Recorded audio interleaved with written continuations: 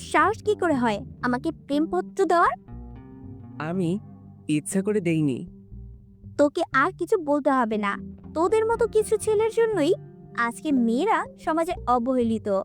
প্রথম দিন ভার্সিটিতে এসেই মেয়েদের প্রেমপত্র দেওয়া শুরু। জানি না সামনে আর কি করবি। তোকে দেখে তো মনে হয় একদম নিষ্পাপ বাচ্চা, কিন্তু তুই যে এমন একটা কাজ করবি তা তোকে দেখে কেউই বুঝতে পারবে না। আর শোন, কখনো কোনো মেয়ের সাথে এই রকম করবি না। মাথা নিচু করে দাঁড়িয়ে আছি। অনেক ছাত্রছাত্রী দাঁড়িয়ে আমাকে দেখছে। কোনো কিছু না করেও এইভাবে সবার সামনে অপমানিত হলাম। অবশ্য অপমানিত হওয়া আমার কাছে নতুন কিছু নয়। সেই ছোটবেলা থেকেই অপমানিত হয়ে আসছি। বাবা মা মারা গেছে তখন আমি অনেক ছোট। তারপর থেকেই এতিমখানায় বড় হয়েছি। এইচএসসি পর্যন্ত সেখান থেকে পড়ালেখা করেছিলাম।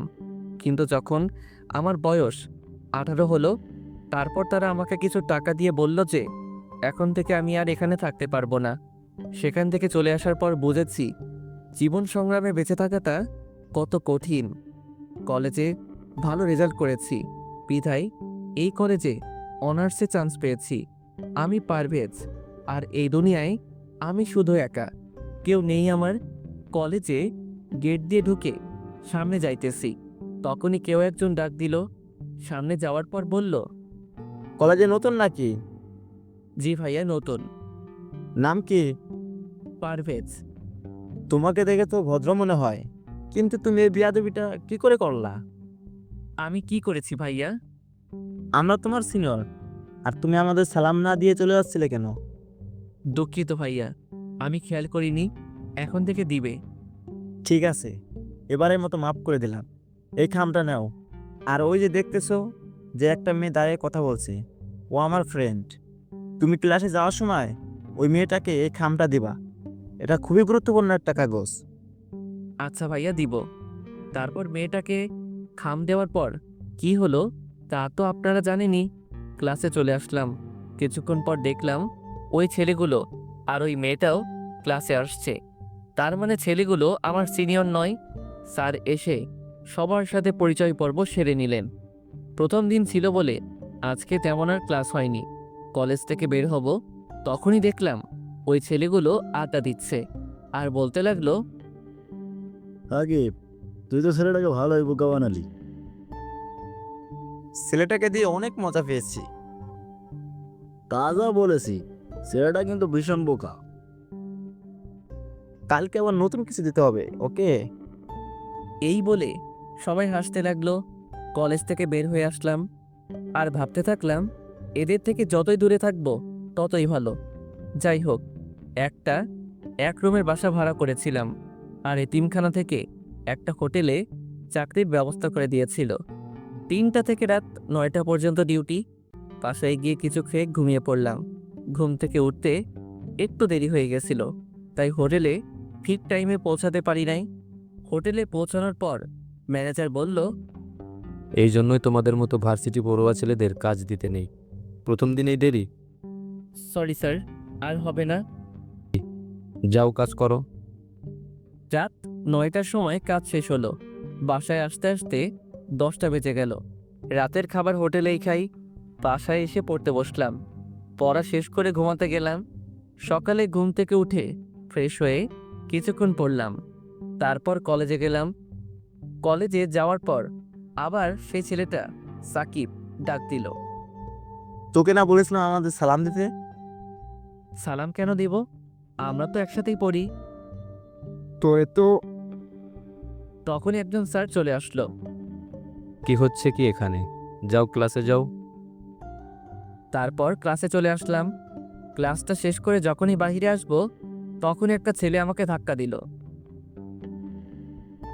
তোর সাহস কি করে হয় আমাকে জড়িয়ে ধরার? আমি ইচ্ছে করে করিনি, কে যেন আমাকে ধাক্কা দিয়েছে। অন্যায় করে আবার মিথ্যা কথা বলিস? প্রথম দিন আমাকে লাভ স্টোরি দিলি, আজকে আবার জড়িয়ে ধরেছিস। তোকে যেন আর কখনো আমার সামনে না দেখি।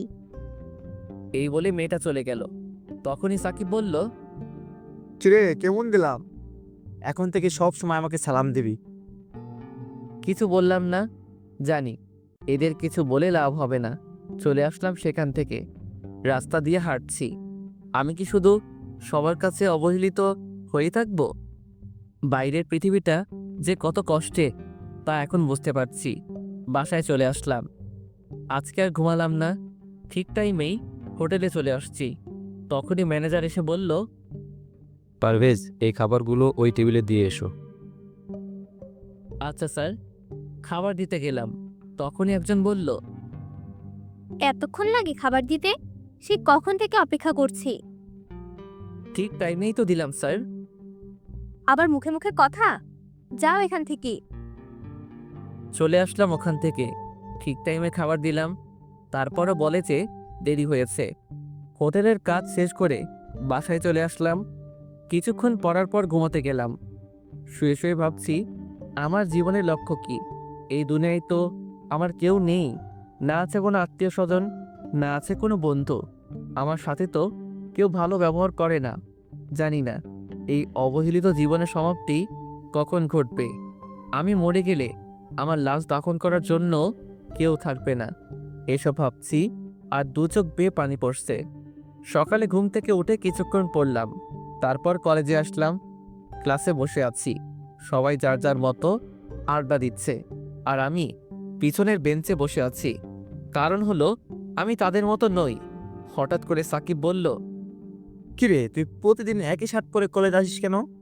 কলেজের মানবতা দেওয়াল থেকে কিছু কাপড় নিস, ওগুলো তোর পরনের কাপড় থেকেও ভালো। এটা বলার পরই সবাই হাসতে লাগলো, আর আমি মাথা নিচু করে চোখের পানি ফেলছি।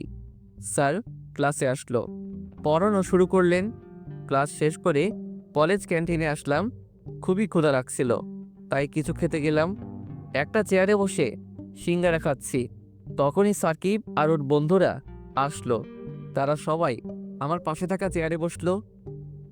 ওই মামা, সিঙ্গারা দাও তো। তারা সবাই আমার পাশে বসে সিঙ্গারা খাচ্ছে। সিঙ্গারা খাওয়ার পর আমাকে দেখিয়ে বলল, এই মামা, সিঙ্গারা টাকা ও দেবে। আমাকে কিছু বলার সুযোগ না দিয়েই তারা চলে গেল। তারপর বাধ্য হয়ে আমাকে টাকা দিতে হলো। তারপর সেখান থেকে বাসায় চলে আসলাম। ভাবছি আজকে দুপুরে না খেয়ে থাকতে হবে। আমার মতো ছেলে না খেয়ে থাকলে কারো যায় আসে না। বাসায় বসে এসব ভাবছি, তখনই পাশের বাসার এক বড় ভাই এসে বলল, পারভেজ, তোমার রক্তের গ্রুপ কি? বি পজিটিভ ভাই। তুমি কি রক্ত দিতে পারবে? জি ভাই, পারবো।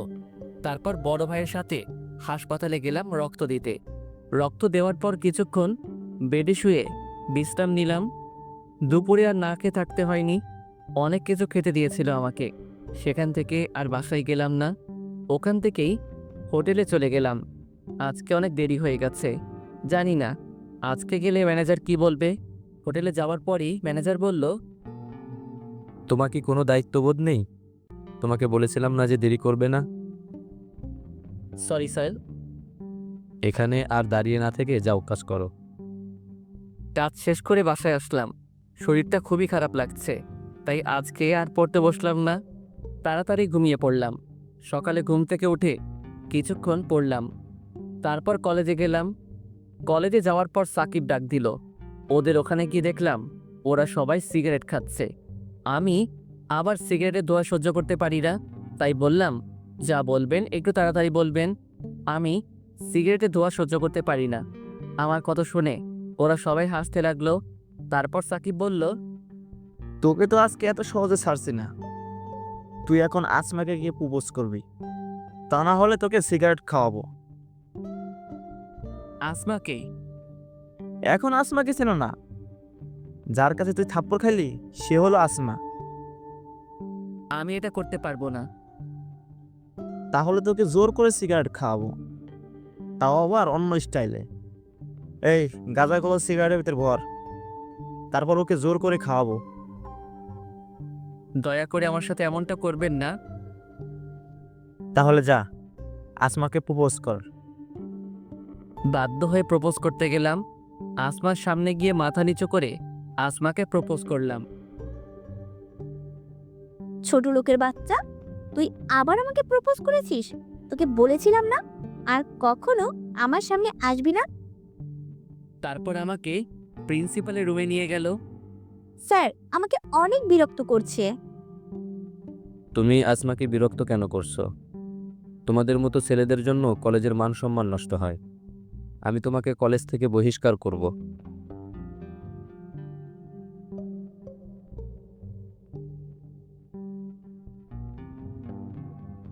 স্যার আমাকে অনেক বিরক্ত করছে। তুমি আসমাকে বিরক্ত কেন করছো? তোমাদের মতো ছেলেদের জন্য কলেজের মান সম্মান নষ্ট হয়। আমি তোমাকে কলেজ থেকে বহিষ্কার করব। আমি প্রিন্সিপালের পায়ে ধরে বলতে লাগলাম, স্যার দয়া করে আমাকে বহিষ্কার করবেন না, আমি আর কখনো এমনটা করব না। যদি আর কখনো তোমার নামে অভিযোগ আসে তাহলে তুমি আর কোনো সুযোগ পাবে না। যাও এখন। তারপর সেখান থেকে চলে আসলাম। ভাবছি আমার সাথেই কেন এমন হয়, আমি তো কারো কোনো ক্ষতি করি নাই, তারপরও তারা কেন আমার পিছনে পড়ে আছে। দোস্ত, ছেলেটার সাথে কিন্তু প্রতিদিন সেই মজা হয়। যা বলেছিস, কালকে আবার ওকে নতুনভাবে চাপ দিই। আসমাকে দিয়ে ওকে প্রতিদিন মার খাওয়াবো। এই বলে সবাই হাসতে লাগলো। এটা আবার আসমা শুনেছে। ওই ছেলেটার কোনো দোষ নেই, আর আমি শুধুই ওই ছেলেটাকে ভুল বুঝলাম। কালকে কলেজে আসলে সরি বলতে হবে। রাতে শুয়ে শুয়ে ভাবছি, কালকে কলেজে গেলে তো আবার সাকিব আমার সাথে ওই রকম করবে। মনে হয় না আর ওই কলেজে বেশি দিন থাকতে পারবো। এইসব ভাবতে ভাবতে ঘুমিয়ে পড়লাম। পরের দিন কলেজে গেলাম। যাওয়ার পরেই আসমা ডাক দিল। সরি। কেন? তোমার কোনো দোষ ছিল না, তারপরও আমি তোমাকে অনেক অপমান করেছি। গতকালকে আমি সাকিবের কাছ থেকে সব শুনেছি। আমাকে মাফ করে দাও, আমি সত্যি খুব দুঃখিত। তোমার তো কোনো দোষ নেই, তোমার জায়গায় অন্য কোনো মেয়ে থাকলেও এটাই করতো। আচ্ছা, তাহলে আজ থেকে তুমি আমার বন্ধু। তোমার নাম কি? পারভেজ শেখ। তোমার? আসমা আক্তার আনিকা। আজকে থেকে তাহলে আমরা বন্ধু। না। কেন? তার মানে তুমি আমাকে মাফ করতে পারো নাই? দেখো, তুমি বড়লোক বাবার মেয়ে আর আমি রাস্তার ছেলে, তোমার সাথে আমার বন্ধুত্ব করা ঠিক হবে না। আর কখনো এই কথা বলবে না। তুমি যেমনই হও না কেন, তারপরও তুমি আমার বন্ধু। তারপরও আর কোনো কথা বলবি না। এখন থেকে আমাকে তুই করে বলবি। আচ্ছা, চেষ্টা করব। তারপর ক্লাসে চলে গেলাম। প্রথমবার আমি সামনের বেঞ্চে বসলাম, তাও আবার আসমার সাথে। ক্লাস শেষ করে আসমার সাথে ক্যাম্পাসে বসে আছি। তোর মোবাইল নাম্বার দে।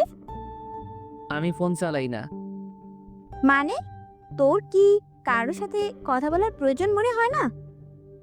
না, কেন? আমার কেউ নেই। কেউ নেই মানে? এই দুনিয়ায় আমার আপনজন বলতে কেউ নেই। আমি এতিম। আর কখনো নিজেকে এতিম বলবি না। আজকে থেকে আমি তোর আপনজন। আয় এখন আমার সাথে। কোথায়? আসলেই দেখতে পাবি। তারপর আসমা আমাকে একটা মোবাইলের দোকানে নিয়ে গিয়ে একটা মোবাইল কিনে দিল। আমার সব কথা শুনে করুণা করতেছেন আমাকে। দিব একটা থাপ্পড়। এত বেশি বুঝিস কেন? তোরে এই মোবাইল দিয়েছি আমার সাথে কথা বলার জন্য। এখন চলো। কোথায়? চল। তারপর আমাকে একটা রেস্টুরেন্টে নিয়ে গেল। দুপুরে একটা রেস্টুরেন্টে খেলাম। খাওয়ার পরে আসমাকে বললাম, আমি তাহলে এখন যাই। কোথায় যাবি?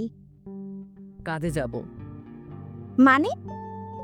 আমি একটা হোটেলে চাকরি করি, 2টা থেকে রাত 10টা পর্যন্ত। চল, আমি তোকে নামিয়ে দিয়ে আসি।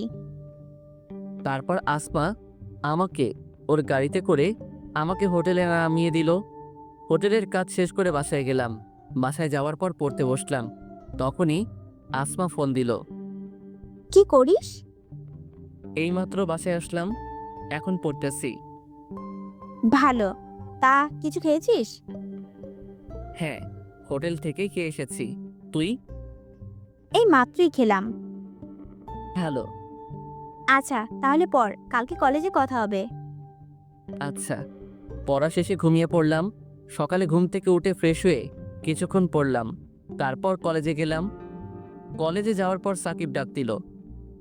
ওই ফকিন্নি, এদিকে আয়। জি ভাইয়া, আসছি। কোথা থেকে যেন আসমা এসে বলল, ও যাবে না, তা তুই বলার কে? আমি ওর বন্ধু।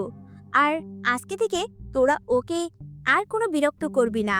তোরা এতদিন ওর সাথে যা করেছিস তার সবই আমি জানি। আর যদি কখনো ওর সাথে খারাপ কিছু করার চেষ্টা করিস তাহলে প্রিন্সিপালের কাছে বলে তোকে কলেজ ছাড়া করাবো। এই বলে আমাকে নিয়ে অন্য জায়গায় চলে গেল। তোর সাথে যে ওরা এত খারাপ ব্যবহার করে তুই কি ওদের কিছু বলিস না? কি বলবো, সবই আমার কপালের দোষ। সবাই আমার সাথে ওই রকম করে। আজ থেকে কেউ যদি তোর সাথে খারাপ ব্যবহার করে তাহলে তুই তার প্রতিবাদ করবি। তারপর রুমে আসলাম। একটা ক্লাস করার পরই আসমা বলল, চল, কোথায়? ক্লাস করবি না? আজকে আর ক্লাস করব না, এখন তুই আর আমি ঘুরতে যাব। তারপর আসমা আমাকে নিয়ে নদীর পাড়ে একটা পার্কে ঘুরতে গেল। একটা বেঞ্চের উপর দুজনে বসে আছি, হালকা বাতাস বইছে, খুবই ভালো লাগতেছে। হঠাৎই আসমা আমাকে বলল, আচ্ছা, তুই কি কখনো কোনো মেয়ের প্রেমে পড়েছিস? কখনো এটা নিয়ে ভাবিনি। কেন?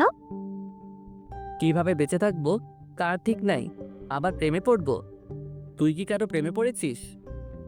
অল্প অল্প। বুঝলাম না। বুঝতে হবে না, এখন চল ফুচকা খাবো। তারপর আসমা আমাকে নিয়ে ফুচকা খেতে গেল। ফুচকা খাওয়ার পর আসমা আমাকে হোটেলে নামিয়ে দিল। হোটেলের কাজ শেষে রাতে বাসায় গিয়ে শুয়ে শুয়ে ভাবছি, জীবনে প্রথমবার মনে হলো আমি একা নই। প্রথমবার মনে হলো কোনো আপনজনের ভালোবাসা পেয়েছি। যতক্ষণ আসমার সাথে ছিলাম ততক্ষণ মনেই হয়নি যে এই দুনিয়ায় আমার কেউ নেই। জানি না আসমা আমাকে কী ভাববে, কিন্তু আমি চাই ও এভাবেই সব সময় আমার সাথে থাকুক। এসব ভাবতে ভাবতে ঘুমিয়ে পড়লাম। সকালে আসমার কলে ঘুম ভাঙলো। তারপর ঘুম থেকে উঠে ফ্রেশ হয়ে কিছুক্ষণ পড়লাম। তারপর কলেজে গেলাম। কলেজে যাওয়ার পর আসমা বলল, তোর চোখ লাল কেন? রাতে ঠিকভাবে ঘুম হয়নি। কেন? এমনি। আচ্ছা, যাই হোক, আজকে তোকে হোটেলে যেতে হবে না। কেন? আজকে আমার জন্মদিন, সন্ধ্যায় বাসায় পার্টি আছে, আর তুই সেখানে অবশ্যই আসবি। শুভ জন্মদিন, কিন্তু আমি না গেলে হয় না? আমি একটা এতিম ছেলে, আমার ভালো কোনো জামা কাপড় নেই। আর সব থেকে বড় কথা হলো আমার পরিচয় দেওয়ার মতো পরিচয় দেই। কেউ জিজ্ঞাসা করলে কি বলবো? কি বললি তুই? কেন? আসলে কি হবে? আর তুই আমার বন্ধু, এইটাই তোর পরিচয়। আমি সত্যি বলছি, আসলে সেখানে কত বড় বড় লোক থাকবে, আর আমি সামান্য একটা হোটেলে কাজ করা এতিম ছেলে। তুই অনেক কথা শুনবি, সবাই বলবে আমার মতো একটা ছেলে কি করে তোর বন্ধু হলো। সবাই কি বললো তা আমি পরোয়া করি না। তুই যদি আমাকে তোর বন্ধু মনে করিস তাহলে অবশ্যই আসবি। আর এভাবে খালি খালি জন্মদিনের শুভেচ্ছা জানালে হবে না। আমার গিফট কই? ইয়ে মানে গিফট? গিফটের কথা শুনেই আমার মনটা খারাপ হয়ে গেল। আচ্ছা, নিয়ে আসবো। এই, আমি খুবই দুঃখিত, আমি তো মজা করছিলাম। তোর কোনো গিফট আনতে হবে না, তুই আসলেই আমি খুশি। না, তা কি করে হয়? সেখানে সবাই তো গিফট নিয়ে আসবে। সবাই আর তুই এক না, তোর কাছে আমার কোনো গিফট চাই না। আমার কাছে তুই আমার জন্য গিফট। তোর সাথে সময় কাটানোর পর যে ভালো লাগা কাজ করে তা আমার জীবনে আর কখনো হয়েছে কিনা জানি না। তোর কোনো গিফট আনতে হবে না, শুধু তুই আসলেই আমি অনেক খুশি হব। আচ্ছা, দেখা যাবে, এখন চল। তারপর ক্লাসে গেলাম। আজকে আসমা কলেজ থেকে একটু তাড়াতাড়ি চলে গেল। আসমা চলে যাওয়ার পর কেমন জানি ভালো লাগছিল না, তাই আমিও বাসায় চলে আসলাম। বাসায় এসে ভাবতে থাকলাম আমার কি করা উচিত। সেখানে যাওয়া কি ঠিক হবে, না শুধু গিফটটা দিয়ে আসবো? যদি যাই তাহলে আসমা অনেক কথা শুনবে, সেটা আমি নিশ্চিত। আর যদি না যাই তাহলে তো আসমা অনেক কষ্ট পাবে। না, আমি আসমাকে জেনে শুনে কষ্ট দিতে পারি না। ওই জীবনের প্রথম কোনো ব্যক্তি যে আমার এতটা খেয়াল রেখেছিল। আমি আসমাকে কখনো কষ্ট দিতে পারি না, কিন্তু আসমার জন্য কি গিফট কিনবো? যাই কিনি না কেন, সেটা ওর জন্মদিনের সব থেকে কম দামি গিফট হবে। অনেক কষ্ট করে 2000 টাকা জমিয়েছিলাম, ভেবেছিলাম বাবা মায়ের জন্য মিলাদ পড়াবো। ভাবছি সেটা পরে পড়াবো। ওই টাকা দিয়ে আসমার জন্য একটা শাড়ি কিনবো। সন্ধ্যার সময় দোকান থেকে একটা শাড়ি কিনে আসমাদের বাসায় গেলাম। গেট দিয়ে ঢুকবো, তখনই দারোয়ান এসে বাধা দিল। দাঁড়ান, কোথায় যাচ্ছেন? ভিতরে যাব। কে আপনি যে ভিতরে যাবেন? আমি আসমার বন্ধু। দারোয়ান আমার দিকে অনেকক্ষণ তাকিয়ে থেকে তারপর বলল, ফাইজলামি করেন? আপনি কিভাবে আসমা ম্যাডামের বন্ধু হতে পারেন? সরি পারভেজ, আপনি ওকে ঢুকতে দিলেন না কেন? দুঃখিত ম্যাডাম, আমি বুঝতে পারি নাই। তারপর আসমা আমাকে বাড়ির ভিতরে নিয়ে গেল।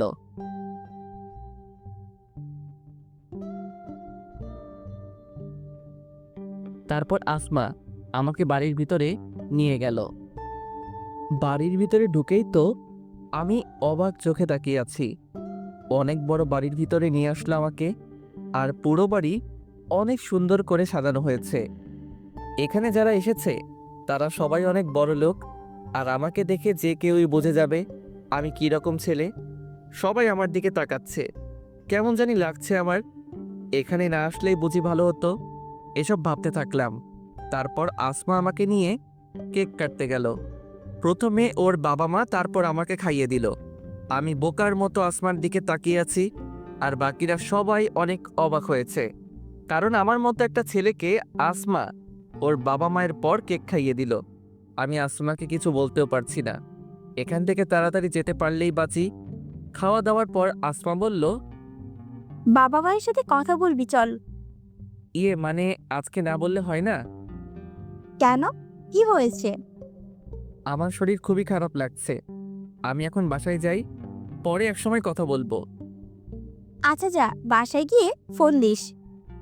এই প্যাকেটটা রাখো, কি আছে এতে? খোলার পরই দেখতে পারবি। আচ্ছা, এখনই খুলতেছি। এই না, এখন খুলতে হবে না, পরে খুলিস। পরে খুলবো কেন? কি আছে এতে? সেটা পরে খুললেই দেখতে পারবি। আমি এখন যাই। তারপর সেখান থেকে বাসায় চলে আসলাম। বিছানায় শুয়ে শুয়ে ভাবছি, আসমা ওর বাবা মায়ের পরই আমাকে কেন কেক খাইয়ে দিল। আমি কল্পনাই করতে পারি নাই যে আসমা আমাকে তখন কেক খাইয়ে দিবে। সেখানে উপস্থিত সবাই অনেক অবাক হয়েছে। আসমার বাবা মা কি ভাববে জানি না। এত কিছু হওয়ার পরও কিভাবে তাদের সাথে কথা বলতাম, তাই তো দেখা না করেই চলে এসেছি। আসমাকে যত দেখছি ততই অবাক হচ্ছি। ও কি শুধুই আমাকে ফ্রেন্ড ভাবে, না অন্য কিছু? ওর সাথে যদি আর কিছুদিন এভাবে থাকি তাহলে আমি তোকে ভালোবেসে ফেলবো। এখনই ওর কথা না ভেবে একদিনও থাকতে পারি না। ওই আমার জীবনের প্রথম ব্যক্তি যে আমার এতটা খেয়াল রাখছে। জীবনের প্রথমবার মনে হয়েছে কোনো আপনজনের ভালোবাসা পেয়েছি।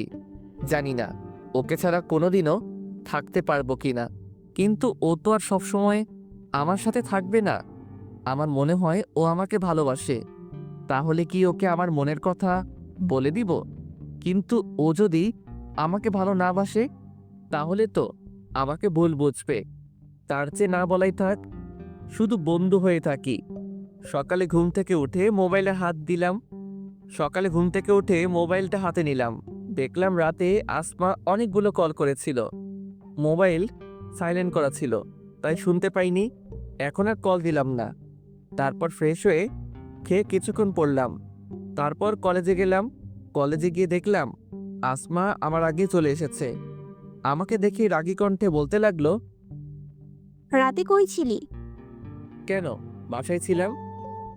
কতগুলো কল করছি, ধরলি না কেন? আসলে তোদের ওখান থেকে আসার পরপরই ঘুমিয়ে গেছিলাম, আর মোবাইল সাইলেন্ট করা ছিল, তাই শুনতে পাইনি। তোকে বলেছিলাম না গিফট না আনতে, তারপরও কেন আনলি? কেন, পছন্দ হয়নি? দিব এক থাপ্পড়। পছন্দ হবে না কেন? কত সুন্দর একটা শাড়ি, কিন্তু তুই এত টাকা কিভাবে জোগাড় করলি? এত টাকা কোথায় পেলি? মাত্র 2000 টাকা। তোর জন্মদিনে সব থেকে কম দামি গিফট টাকা আমার কাছে ছিল। তোকে দেখেই বোঝা যাচ্ছে যে তুই মিথ্যা কথা বলছিস। সত্য কথা বল। আসলে একটু একটু করে ওই টাকাগুলো জমিয়েছিলাম। ভেবেছিলাম বাবা মায়ের নামে মিলাদ পড়াবো। এখন ভাবছি মিলাদ পরে পড়াবো। তার মানে ওই টাকা দিয়েই তুই আমার জন্য শাড়ি কিনেছিস? আসমার দু চোখ বেয়ে পানি পড়ছে, আর সাথে সাথেই আমাকে জড়িয়ে ধরে কাঁদতে কাঁদতে বলল, কেন তুই ওই টাকা দিয়ে শাড়ি কিনতে গেলি? তোর কাছে আমার কোনো গিফট চাই না। আমার কাছে তুই সব থেকে বড় গিফট। চল এখন কোথায়? একটা এতিমখানায় যাব, কেন? তোর বাবা মায়ের জন্য মিলাদ পড়াতে। দুঃখিত, এটা আমি করতে পারবো না। কেন? আমি আমার নিজের টাকা দিয়ে বাবা মায়ের জন্য মিলাদ পড়াবো। তো কি হয়েছে? মনে কর আমার টাকাই তোর টাকা। কিছু মনে করিস না, আমার নিজের উপার্জিত টাকা দিয়ে মিলাদ পড়াবো, কারো কাছ থেকে নিয়ে নয়। আর এখন বল, শাড়িটা কেমন লাগছে? অনেক সুন্দর। তা কখনো কি শাড়িটা পরবি? পরবো না কেন? না মানে শাড়িটা তো অনেক কম দামি। তুই তো মনে হয় এত কম দামি জিনিস পরিস না, তাই বললাম। পরিনি তো কি হয়েছে, এখন থেকে পরবো। কালকে বিকালেই শাড়ি পরে তোর সাথে নদীর পাড়ে ঘুরতে যাব। দেখা যাবে, এখন চল। তারপর ক্লাস করে বাসায় চলে গেলাম। ফ্রেশ হয়ে হোটেলে আসলাম। ম্যানেজারকে বললাম, স্যার কালকে আমার ছুটি লাগবে। তারপর ম্যানেজার বলল, রোজ রোজ তোমাকে ছুটি দিতে পারবো না। যদি কাজ করতে মন না চায় তাহলে আর আসার দরকার নেই। সরি স্যার, আর কখনো ছুটি নিব না, শুধু কালকেই লাস্ট। মনে থাকে যেন কথাটা। কালকের পরে ছুটি নিতে হলে একবারে নিবে। এখন যাও, কাজ করো। রাতে কাজ করে বাসায় এসে কিছুক্ষণ পড়লাম। পড়ার পর ঘুমাতে গেলাম। ভাবতে থাকলাম আসমার কথা। প্রথম কোনো মেয়ে আমাকে জড়িয়ে ধরল। আমি কল্পনাই করতে পারি নাই যে আসমা আমাকে জড়িয়ে ধরবে। ওর সাথে থাকতে থাকতে কখন যে ওকে ভালোবেসে ফেলেছি তা নিজেও জানি না। এখন তো এমন হয়েছে, ওর সাথে কথা না বলে থাকতেই পারি না। যখনই কেউ আমার সাথে খারাপ ব্যবহার করে তখনই আসমার হাসি মুখটা চোখের সামনে ভেসে ওঠে। তখন সেই সব অপমান আর গায়ে লাগে না। কালকে বিকালে আসমা আমার দেওয়ার শাড়ি পরবে, তাহলে কালকে কি আসমাকে আমার মনের কথা বলে দিব? জানি না ও আমাকে কি ভাববে। সকালে ঘুম থেকে উঠে ফ্রেশ হয়ে কলেজে গেলাম। আজকে একটু আগে কলেজে চলে আসলাম। গিয়ে দেখি আসমা এখনো আসেনি। কিছুক্ষণ একটা বেঞ্চের উপর বসলাম। এর মধ্যে আসমাও চলে এসেছে। আমার কাছে এসে বলতে লাগলো, আজকে এত তাড়াতাড়ি চলে এসেছিস? সবসময় তো আমার পরে আসতি। এমনি আগে চলে এসেছি। আজকে বিকালে যখন ঘুরতে যাব তখন তোকে একটা কথা বলবো। আমিও তোকে কিছু বলবো, কি বলবি? তার সময় হলেই জানতে পারবি। আচ্ছা ঠিক আছে, এখন চল ক্লাসে যাই। চল। ক্লাস শেষ করে বাসায় চলে আসলাম। গোসল করে কিছু খেলাম, তারপর একটু ঘুমিয়ে নিলাম। তারপর তৈরি হয়ে নদীর পাড়ে গেলাম আসমার সাথে দেখা করতে। আসমার আসার আগেই আমি সেখানে চলে গেছি। আমি খুবই চিন্তিত। জানি না আসমাকে আমার ভালোবাসার কথা বললে ও কিভাবে নেবে সেটা। যদি ও আমাকে ভালো না বাসে তাহলে হয়তো আমাদের বন্ধুত্ব ভেঙে যাবে। কিন্তু আমি তো আসমাকে ছাড়া থাকতে পারবো না। অনেক ভালোবেসে ফেলেছি ওকে, কিন্তু ও আমাকে কি কথা বলবে? ও কি আমায় ভালোবাসে? এসবই মাথায় ঘুরপাক খাচ্ছে। এর ভিতরে আসমা চলে এসেছে। আমার দেওয়া শাড়ি পরে এসেছে। খুবই সুন্দর লাগছে ওকে। ওর দিকে এক ধ্যানে তাকিয়ে থাকলাম। ও আমার কাছে এসে বলতে লাগলো, এভাবে তাকিয়ে কি দেখছিস? তোকে দেখছি। আমাকে আজকে নতুন দেখছিস মনে হয়। তা না, তোকে আজকে অনেক সুন্দর লাগছে। ভাবছি সত্যি কি এটা তুই না অন্য কেউ। আর শাড়িটা পরার জন্য ধন্যবাদ। তাকিয়ে থাকতে হবে না, আর ধন্যবাদও দিতে হবে না। এখন চল কিছুক্ষণ হাঁটি। তারপর আসমার সাথে হাঁটতে থাকলাম। আসমা কথা বলছে আর আমি নির্বাক শ্রোতার মতো ওর কথা শুনছি আর ওকে দেখছি। আজকে আসমাকে খুবই সুন্দর লাগছে। ভাবছি এখনই ওকে ভালোবাসার কথা বলবো, কিন্তু তার আগে আসমা বলল, চল ফুচকা খেয়ে আসি। চলো। আমাকে নিয়ে ফুচকা খেতে গেল। তারপর দুজনে মিলে ফুচকা খেলাম। ফুচকা খাওয়ার পর নদীর পাড়ের একটা বেঞ্চে দুজনে বসে আছি। আচ্ছা, তুই না আমাকে কিছু বলতে চাইছিলি? তুইও তো কিছু বলতে চাইছিলি। আগে তুই বল, তারপর আমি বলবো। না, আগে তোরটা বলবি। আচ্ছা, আমিই বলবো একটু পরে। দাঁড়া, একজনকে ফোন করে নেই। কোথায়? তাড়াতাড়ি এসো, আমরা সেই কখন থেকে বসে আছি। কার সাথে কথা বললি? আর কে আসবে? আসলেই দেখতে পাবি। আচ্ছা পারভেজ, মনে কর তুই একজনকে ভালোবাসিস কিন্তু বলতে পারছিস না, কিন্তু হঠাৎ করেই সে যদি তোকে প্রপোজ করে, তাহলে কি করবি? অবশ্যই রাজি হব। আমিও একজনকে ভালোবেসে ফেলেছি। তার মানে ও কি আমাকে ভালোবাসে? খুবই আগ্রহ নিয়ে ওকে জিজ্ঞেস করলাম, কাকে ভালোবাসিস তুই? বলবো একটু পরে, এখন ঝালমুড়ি খাবো দুজনে, আর তার ভিতরে ও চলে আসবে।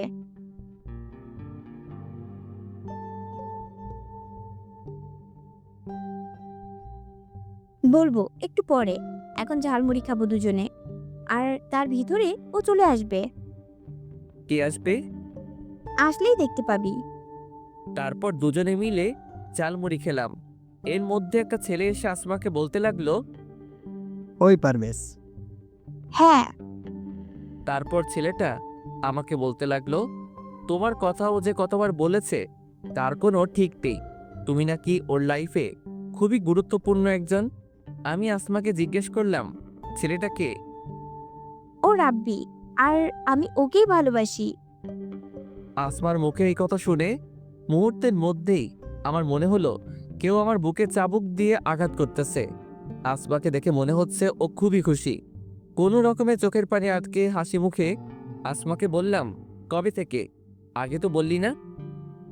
ওকে আমি অনেক আগে থেকেই ভালোবাসি, কিন্তু ওকে কখনো বলা হয়নি। আমাদের বাসার পাশেই ওর বাসা। ওই আমার লাইফের ফার্স্ট ক্রাশ। আর আমার জন্মদিনের পার্টির পর ও আমাকে প্রপোজ করে। আমি প্রথমে খুবই অবাক হয়ে গেছিলাম, কারণ এর আগে কখনোই ও আমার সাথে কথা বলে নাই। আমি শুধু ওকে দূর থেকে দেখতাম। ও প্রপোজ করায় আমি এতটাই অবাক হয়ে গেছিলাম যে কিছুই বলতে পারছিলাম না। তারপর ও বলে যে আমাকে সময় নিতে। তারপর আমি আজকে ওকে হ্যাঁ বলে তোর সাথে পরিচয় করিয়ে দিতে আসলাম। হ্যাঁ, খুব ভালো একজন বন্ধু। আমার আসলে একটা কাজ আছে, তাই আমাকে এখন যেতে হবে। তোরা আড্ডা দে। তুই না আজকে হোটেল থেকে ছুটি নিলি? হ্যাঁ, কিন্তু আমাকে এখন এক জায়গায় যেতে হবে। আমি তোকে এখনই বলতাম, কিন্তু তার আগেই রাব্বি ভাইয়া চলে এসেছে। আচ্ছা তোমার যখন কাজ আছে তাহলে তোমাকে আর আটকে রাখা ঠিক হবে না। আচ্ছা যা, তাহলে কালকে কলেজে কথা হবে। ওখান থেকে তাড়াতাড়ি চলে আসলাম। ওখানে আর এক মুহূর্ত থাকাও আমার পক্ষে সম্ভব হচ্ছিল না। অনেক কষ্টে চোখের পানি আটকে রেখেছি। বাসায় গিয়ে শুয়ে পড়লাম। কিছুই ভালো লাগছিল না। কি করে পারতাম আসমাকে অন্য কারোর সাথে দেখতে? আমি ভেবেছিলাম ও হয়তো আমাকে ভালোবাসে, কিন্তু ও শুধুই আমাকে ওর একজন ভালো বন্ধু ভাবে। জানি না এরপর কিভাবে আসমার সাথে স্বাভাবিকভাবে কথা বলবো। আসমার সাথে পরিচয় হবার পর কিছুদিনের জন্য ভুলেই গেছিলাম যে আমার আসল পরিচয় কি। যখন সবাই অপমান করত তখন অনেক খারাপ লাগতো, আর এখন তার থেকেও অনেক বেশি কষ্ট হচ্ছে। এভাবে অনেকক্ষণ বিছানায় শুয়ে আছি, কিন্তু ঘুম আসছে না। কিভাবে ঘুম আসবে? চোখ বুঝলেই তো আসমার মুখটা ভেসে ওঠে। তবে আজকে একটা ব্যাপার খুবই অদ্ভুত লাগছে। প্রতিদিন তো আসমা এই সময় ফোন দেয়, কিন্তু আজকে তো দিল না। তাই আমি ফোন দিলাম, কিন্তু আসমার ফোন ওয়েটিং। অনেকবার ফোন দিলাম, কিন্তু ওয়েটিং। হয়তো রাব্বির সাথে কথা বলছে, তাই হয়তো আমার কথা মনে নেই। এখন হয়তো আসমার কাছে আমার থেকে রাব্বি গুরুত্বপূর্ণ। থাকবেই না কেন? আমি তো ওর শুধু বন্ধু, আর রাব্বি তো ওর ভালোবাসা। এসব কথা ভাবছি আর চোখ দিয়ে পানি পড়ছে। কিছুক্ষণ পর মোবাইলের স্ক্রিনে আসমা নামটা ভেসে উঠল। চোখের পানি মুছে কল রিসিভ করলাম। কি করিস? শুয়ে আছি। তুই কি করিস? রাব্বির সাথে কথা বললাম এতক্ষণ, তুই তো তাড়াতাড়ি চলে আসলি। জানিস তারপর আমরা কত আড্ডা দিয়েছি? আমার কাজ ছিল তাই তো আগে চলে এসেছি। জানিস রাব্বি আমার প্রতি কত কেয়ারিং। আমি বাসায় আসছি কিনা, খেয়েছি কিনা সবকিছুর খবরও রাখে।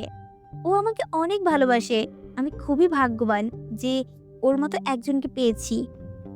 ভালো, আমার খুবই ঘুম পেয়েছে, রাখছি এখন। আচ্ছা। চোখের পানি আর কন্ট্রোল করতে পারছিলাম না, তাই তাড়াতাড়ি ফোনটা রেখে দিলাম। নিজের ভালোবাসার মানুষের মুখে যদি অন্য কারো প্রশংসা শুনতে হয়, তাহলে এর চেয়ে কষ্টের আর কিছু নাই। আগে আসমা ফোন দিলে আমার খোঁজ খবর রাখত, আর এখন আসমার খোঁজ খবর অন্য কেউ রাখে। হয়তো আসমা রাব্বির সাথেই অনেক সুখী থাকবে, আমি না হয় আসমার বন্ধু হয়েই সারা জীবন থাকব। একটা দুঃস্বপ্ন ভেবে সবকিছু ভুলে যাব। সকালে ঘুম থেকে উঠে দেখলাম অনেক সময় হয়ে গেছে। রাতে ঠিকমতো ঘুমাতে পারি নাই, তাই সকালে তাড়াতাড়ি উঠতে পারি নাই। তাড়াতাড়ি ফ্রেশ হয়ে কিছু খেয়ে কলেজে গেলাম। কলেজে গিয়ে দেখলাম আসমা এখনো আসেনি। একা একা একটা বেঞ্চের উপর বসে আছি। ক্লাসের সময় হয়ে গেল কিন্তু আসমা এখনো এলো না, তাই ফোন দিলাম আসমাকে। কোথায় তুই? কলেজে আসবি না? আজকে আসবো না, রাব্বির সাথে নদীর পাড়ে ঘুরতে আসছি। আচ্ছা ঠিক আছে, রাখছি তাহলে। গতকালকেও তো আসমার সাথে কথা বললাম, তখন তো বলল না যে আজকে কলেজে আসবে না। হয়তো আমাকে বলার প্রয়োজন মনে করেনি। আমি একাই ক্লাস করলাম, তারপর বাসায় চলে আসলাম। বাসায় এসে ফ্রেশ হয়ে হোটেলে যাওয়ার জন্য রওনা দিলাম। রাস্তা দিয়ে হাঁটছি আর ভাবছি, কেন যে আসমার সাথে পরিচয় হলো, তাহলে হয়তো এখন কষ্ট পেতাম না। জীবনের সব কিছুতেই তো অবহেলিত হয়ে এসেছি, ভালোবাসার বেলায় তার ব্যতিক্রম কেন হবে? এসব ভাবছি আর হাঁটছি। তখনই দেখলাম আসমা আর রাব্বি বাইকে করে যাচ্ছে। রাব্বি বাইক চালাচ্ছে আর আসমা ওকে পেছন থেকে জড়িয়ে ধরে আছে। আমি আর ওদেরকে ডাক দিলাম না, ওরা ওদের মতো যাচ্ছে। আমি তাড়াতাড়ি হোটেলে চলে গেলাম। আসমাকে অন্য কারোর সাথে দেখলেই খুবই খারাপ লাগে। ও তো এখন খুবই ব্যস্ত, তাই হয়তো আমার খবর নেওয়ার সময় পাইনি। হোটেলে এসে কাজ করতেছিলাম। আজকে কেন জানি কাজ করতেও ভালো লাগছিল না। অন্য মনস্ক হয়ে খাবার নিয়ে একটা টেবিলে গেলাম। অসাবধানতা বশত কিছু খাবার একটা মেয়ের গায়ে পড়ল। ছোট লোক কোথাকার, দেখে কাজ করতে পারিস না? দিলি তো আমার জামাটা নষ্ট করে। জানিস তোর থেকে আমার জামার দাম বেশি। এর ভিতরে ম্যানেজার চলে এসেছে। কি হয়েছে এখানে? এ ছোট লোকটা আমার গায়ে খাবার ফেলে দিয়েছে। আমরা খুবই দুঃখিত ম্যাম, দয়া করে আর রাগারাগি করবেন না, তাতে আমাদের হোটেলের সম্মান নষ্ট হবে। আমরা ওর বিচার করব। পারভেজ, তুমি আমার সাথে এসো। ম্যানেজার আমাকে নিয়ে একটা রুমে গেল, তারপর বলতে লাগলো, তোমার কি কাজ করার ইচ্ছা নেই? মাঝে মাঝে ছুটি নাও, সময় মতো আসো না। তার উপর আবার আজকে যে ঘটনা ঘটালে, এরপর আর তোমাকে কাজে রাখা সম্ভব নয়। স্যার দয়া করে আমাকে কাজ থেকে বের করে দিবেন না, কথা দিচ্ছি এরপর আর আমার নামে কোনো অভিযোগ আসতে দিব না। মাফ করতে পারি এক শর্তে, এখন গিয়ে ওই মেয়েটার কাছে সরি বলবে। সে যদি মাফ করে তাহলেই তোমার চাকরি থাকবে। ঠিক আছে স্যার। তারপর মেয়েটার কাছে গিয়ে বললাম, সরি ম্যাম, আমাকে মাফ করে দিন, আমার ভুল হয়ে গেছে। দিলাম মাফ করে, এখন যা। হোটেলের কাজ করে রাতে বাসায় আসলাম। বিছানায় শুয়ে শুয়ে ভাবছি দুনিয়াটা বড় অদ্ভুত। অপরাধ না করেও মাপ চাইতে হলো। আর মেয়েটা যা বলেছে ঠিকই বলেছে, আমার থেকে তার জামার দামও অনেক বেশি। আসমাকে কল দিলাম কিন্তু ওয়েটিং। অনেকবার কল দিলাম কিন্তু ওয়েটিং। বিছানায় শুয়ে আছি, ভাবছি আসমা হয়তো কল দিবে, কিন্তু অনেক সময় হয়ে গেল কিন্তু কল দিল না। ওর কাছে কি আমি এতটাই মূল্যহীন যে একবার আমাকে কল দিতেও পারলো না? ওকে তো আর আমি ভালোবাসতে বলছি না, আমি তো শুধু ওর বন্ধু হয়েই থাকতে চাইছিলাম। এগুলো ভাবতে ভাবতে একটা সময় ঘুমিয়ে গেলাম। সকালে ঘুম থেকে উঠেই আগে ফোনটা হাতে নিলাম, কিন্তু যে আশা হাতে নিয়েছিলাম তা পূরণ হয়নি। আসমা আমাকে একটিবারও কল করেনি, হয়তো ওর কাছে এখন রাব্বি সব। ফ্রেশ হয়ে কিছুক্ষণ পড়লাম, কিন্তু পড়ায় একদমই মন বসছিল না। তারপরও পড়ার চেষ্টা করলাম। পড়া শেষে কিছু খেয়ে কলেজে আসলাম। গিয়ে দেখি আসমা এখনো আসেনি, তাই একা একা একটা বেঞ্চের উপর বসে সময় কাটালাম। ক্লাস শুরু হওয়ার কিছুক্ষণ আগে আসমা আসলো। এত দেরি হলো কেন আজকে? আর বলিস না, গতকাল অনেক রাত পর্যন্ত রাব্বির সাথে কথা বলেছিলাম, তাই ঘুম থেকে উঠতে দেরি হয়েছে। রাতে তোকে অনেকবার কল দিয়েছিলাম। সরি, আমি খেয়াল করিনি। রাব্বির সাথে কথা বলে ঘুমিয়ে গেছিলাম, তাই মনে ছিল না। প্লিজ কিছু মনে করিস না। আরে না, মনে করার কি আছে? আচ্ছা, বিকালে তোর সাথে নদীর পাড়ে ঘুরতে যাব, ঠিক আছে? না, বিকালে যাওয়া যাবে না। হোটেল থেকে আমাকে ছুটি দিবে না। তাহলে কালকে কলেজ ডেমে যাব, ঠিক আছে? আচ্ছা। তারপর ক্লাস করে বাসায় চলে আসলাম।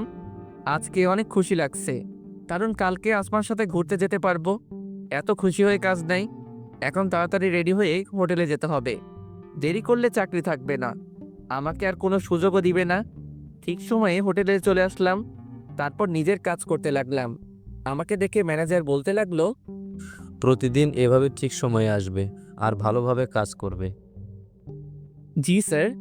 আজকে কাজ করেও কেন জানি অনেক আনন্দ পাচ্ছি। হয়তো আসমার জন্য, কারণ কালকে ওর সাথে নদীর পাড়ে ঘুরতে যাব। অনেকদিন পর আসমার সাথে আড্ডা দিব, ভাবতেই অনেক ভালো লাগছে। কাজ করে বাসায় চলে আসলাম। ফ্রেশ হয়ে কিছুক্ষণ পড়লাম। তারপর ভাবছি আসমাকে একটা ফোন দিব। যেই বাবা সেই কাজ, আসমাকে ফোন দিলাম, কিন্তু ফোন ওয়েটিং। অনেকবার ফোন দিলাম, তাও ওয়েটিং। তোর মোডটাই খারাপ হয়ে গেল। আরে, আমি এত চিন্তা করছি কেন? কালকে তো আসমার সাথে কথা হবেই, এই ভেবে ঘুমিয়ে পড়লাম। সকালে কলেজে গিয়ে দেখলাম আসমা এখনো আসেনি। আগে আসমা সব সময় আমার আগেই কলেজে আসতো। ইদানিং দেখছি আসমা কলেজে খুবই লেট করে আসে। হয়তো রাতে রাব্বির সাথে কথা বলে, তাই সকালে ঘুম থেকে উঠতে দেরি হয়। মন খারাপ করে একটা বেঞ্চের উপর বসে রইলাম। কিছুক্ষণ পর আসমা আসলো।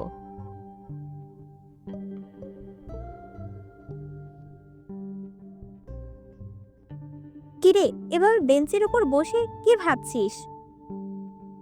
কিছু না, তোর জন্য অপেক্ষা করছি। সরি, আমার আসতে একটু দেরি হয়ে গেল। কোনো সমস্যা না। এখন চল নদীর পাড়ে যাই। চল। তারপর আমি আর আসমা নদীর পাড়ে ঘুরতে গেলাম। বেঞ্চের উপর বসে দুজনে কথা বলছি। হঠাৎ আসমা কার যেন ফোন দিয়ে আসতে বলল। কারে আসতে বললি? রাব্বিকে? মুহূর্তের মধ্যেই মনটা খারাপ হয়ে গেল। তার মানে আসমা আমার জন্য আসেনি, রাব্বির সাথে ঘুরতে এসেছে, আর আমাকে সাথে করে নিয়ে এসেছে। কিছুক্ষণ পর রাব্বি আসলো। রাব্বি আর আসমা কথা বলছে, আর আমি বোকার মতো বসে আছি। আমার খুবই খারাপ লাগতেছে। আসমা আমার সাথে কি করে করতে পারলো এমনটা? আমি তোকে ঘুরতে যাওয়ার কথা বলিনি, ও নিজেই তো আমাকে বলেছে। ওরা দুজনে কথা বলছে, মনে হচ্ছে আমি অপরিচিত কোনো মানুষ। সেখান থেকে চলে আসতে ইচ্ছে করছে। হঠাৎ করে আসমা বলল, আমার প্রচুর পানি পিপাসা লাগছে। পারভেজ, তুমি গিয়ে এক বোতল পানি কিনে নিয়ে আসো প্লিজ। আচ্ছা, তোমরা কথা বলো, আমি নিয়ে আসছি।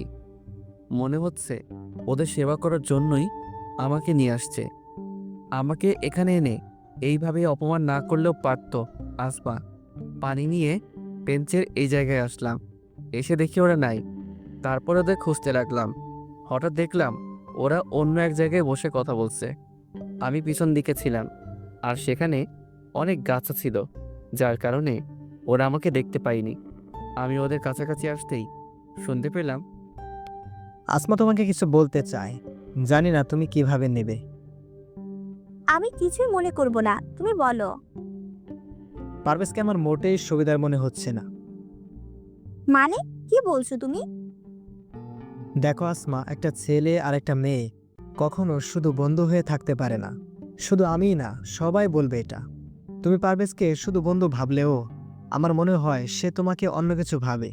তুমি যখন ওই দিন পারভেজকে বলেছিলে যে তুমি আমাকে ভালোবাসো, তখন পারভেজকে দেখে মনে হয়েছিল ও একদমই খুশি হয়নি, আর তাই হয়তো ও কাজের বাহানা দিয়ে চলে গেছিল। দেখো, আমি পারভেজকে শুধুই আমার একজন ভালো বন্ধু মনে করি।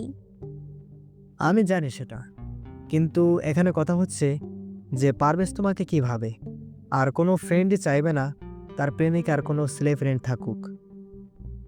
তুমি শুধু শুধুই পারভেজকে সন্দেহ করছো, আর ও তো আমাকে বলেনি যে ও আমাকে ভালোবাসে। তুমি শুধুই অযথা টেনশন করছো। দেখো আসমা, ও তোমার ভালো বন্ধু, তাই হয়তো এখন তুমি এই কথা বলছো। কালকে যখন ও আমার নামে তোমাকে বলবে যে আমি অন্য মেয়েকে নিয়ে ঘুরি, তখন তুমি সত্যিটা না জেনে আমাকে সন্দেহ করবে। আর বেশিরভাগ সম্পর্কই এই জন্যই নষ্ট হয়। আর একজন মানুষের কাছে দুইজন সমান গুরুত্বপূর্ণ হতে পারে না। আর আমি চাই না যে তুমি পারভেজের সাথে কথা বলো। আর তোমার কাছে কে বেশি গুরুত্বপূর্ণ, আমি নাকি পারভেজ? এটা কেমন প্রশ্ন রাব্বি? তোমরা দুজনে আমার লাইফে সমান গুরুত্বপূর্ণ।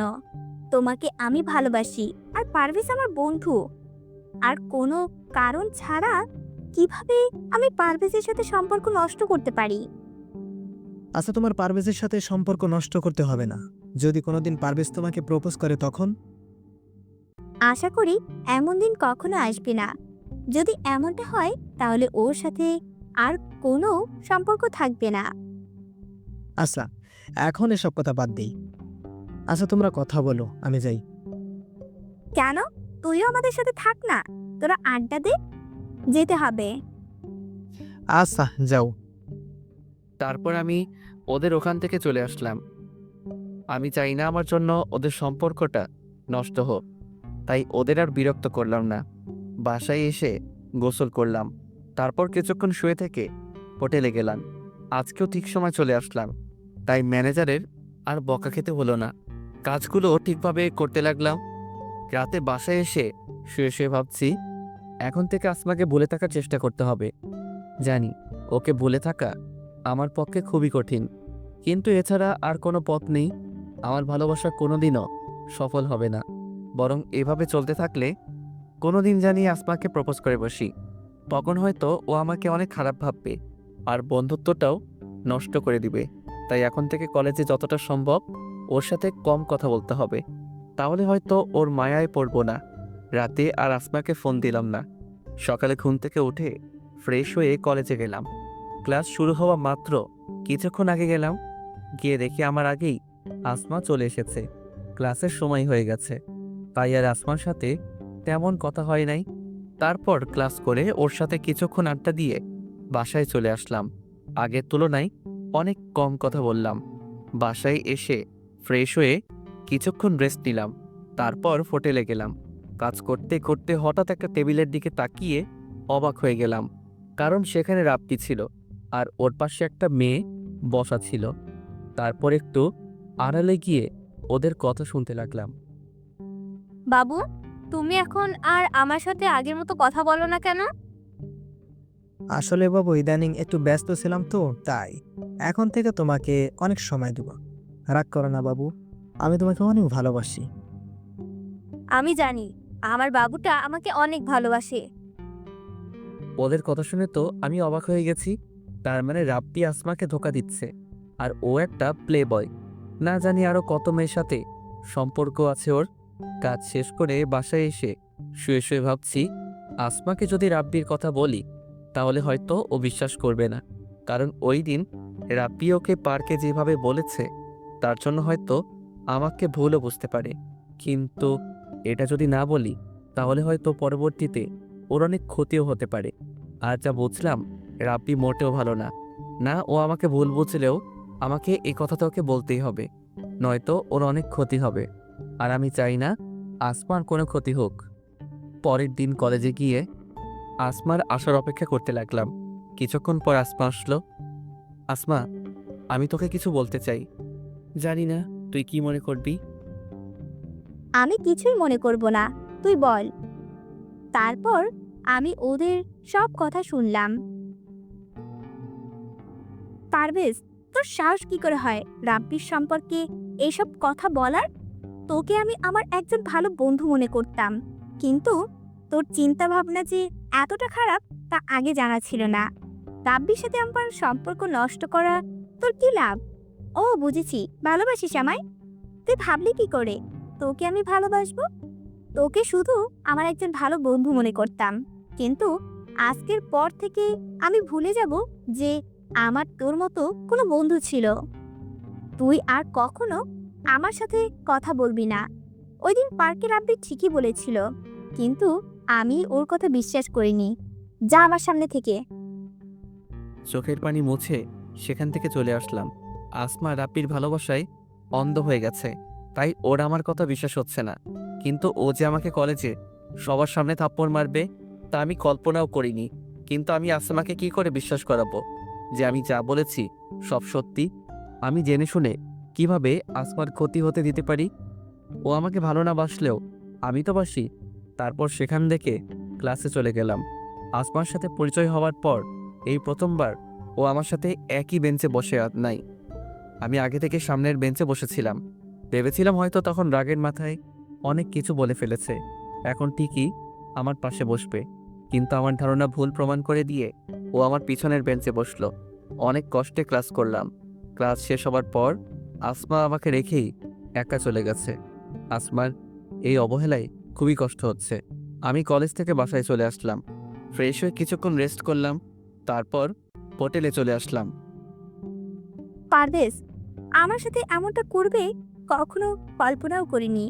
শেষ পর্যন্ত রাব্বির কথাই সত্যি হলো। সেদিন যদি ওর কথা বিশ্বাস করতাম তাহলে আজকে এই দিনটা দেখতে হতো না। পারভেজের চিন্তা ভাবনা এতটা খারাপ তা আগে বুঝতে পারি নাই। বিকেলে রাব্বির সাথে নদীর পাড়ে ঘুরতে গেলাম। কি ব্যাপার আসমা, তোমার মন কি খারাপ? কখনো ভাবতেই পারি নাই যে আমার জীবনে এরকম ঘটনা ঘটবে। কি হয়েছে? পারভেজ যে এতটা খারাপ তা আগে জানা ছিল না। ওকে আমি আমার একজন ভালো বন্ধু মনে করতাম। ওর কত বড় সাহস তোমার সম্পর্কে বাজে কথা বলে। কি বলেছে? তোমাকে নাকি ও কোন মেয়ের সাথে দেখেছে, তোমরা নাকি একে অপরকে ভালোবাসো। কথাটা শুনে আমার এতটা রাগ হয়েছিল যে সাথে সাথেই ওকে থাপ্পড় মেরেছি আর ওর সাথে বন্ধুত্ব শেষ করেছি। সেদিন তোমার কথা বিশ্বাস না করে অনেক বড় ভুল করে ফেলেছি।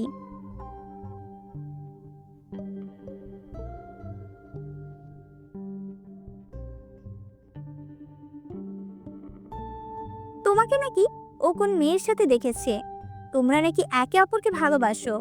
কথাটা শুনে আমার এতটা রাগ হয়েছিল যে সাথে সাথেই ওকে থাপ্পড় মেরেছি আর ওর সাথে বন্ধুত্ব শেষ করেছি। সেদিন তোমার কথা বিশ্বাস না করে অনেক বড় ভুল করে ফেলেছি।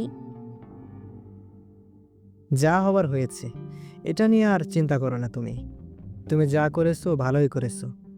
সেই দিন তো আমার কথা বিশ্বাস করলে না, আর এখন নিজেই তো দেখলে। আমার আগেই সন্দেহ হয়েছিল। ওকে দেখে আমার মোটেই ভালো ছেলে মনে হয়নি।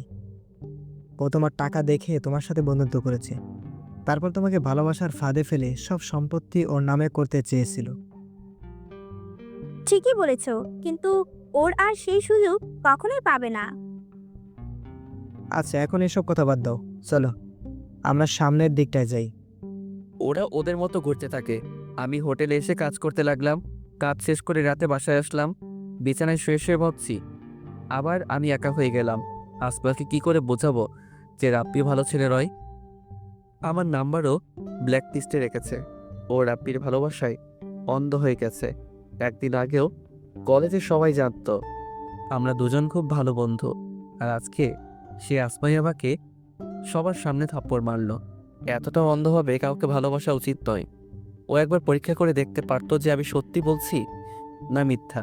কালকে কলেজে যাওয়ার পর আসবারকে আবার বোঝাতে হবে। ও আমাকে যতই অপমান করুক না কেন, ওর সামনে আমাকে সত্যিটা তুলে ধরতেই হবে। সকালে ঘুম থেকে উঠে ফ্রেশ হয়ে কিছুক্ষণ পড়লাম, তারপর কলেজে গেলাম। কলেজে গিয়ে দেখলাম আসমা ওর বান্ধবীদের সাথে কথা বলছে। আসমা, তোর সাথে আমার কথা আছে।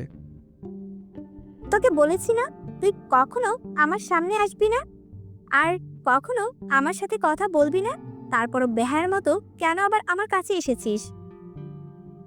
দেখ আসমা, তুই আমাকে যা বলার বল, দয়া করে আমার কথাটা একবার বিশ্বাস কর। তুই ওর ভালোবাসায় অন্ধ হয়ে গেছিস, তাই এখন তোর আমার কথা বিশ্বাস হচ্ছে না।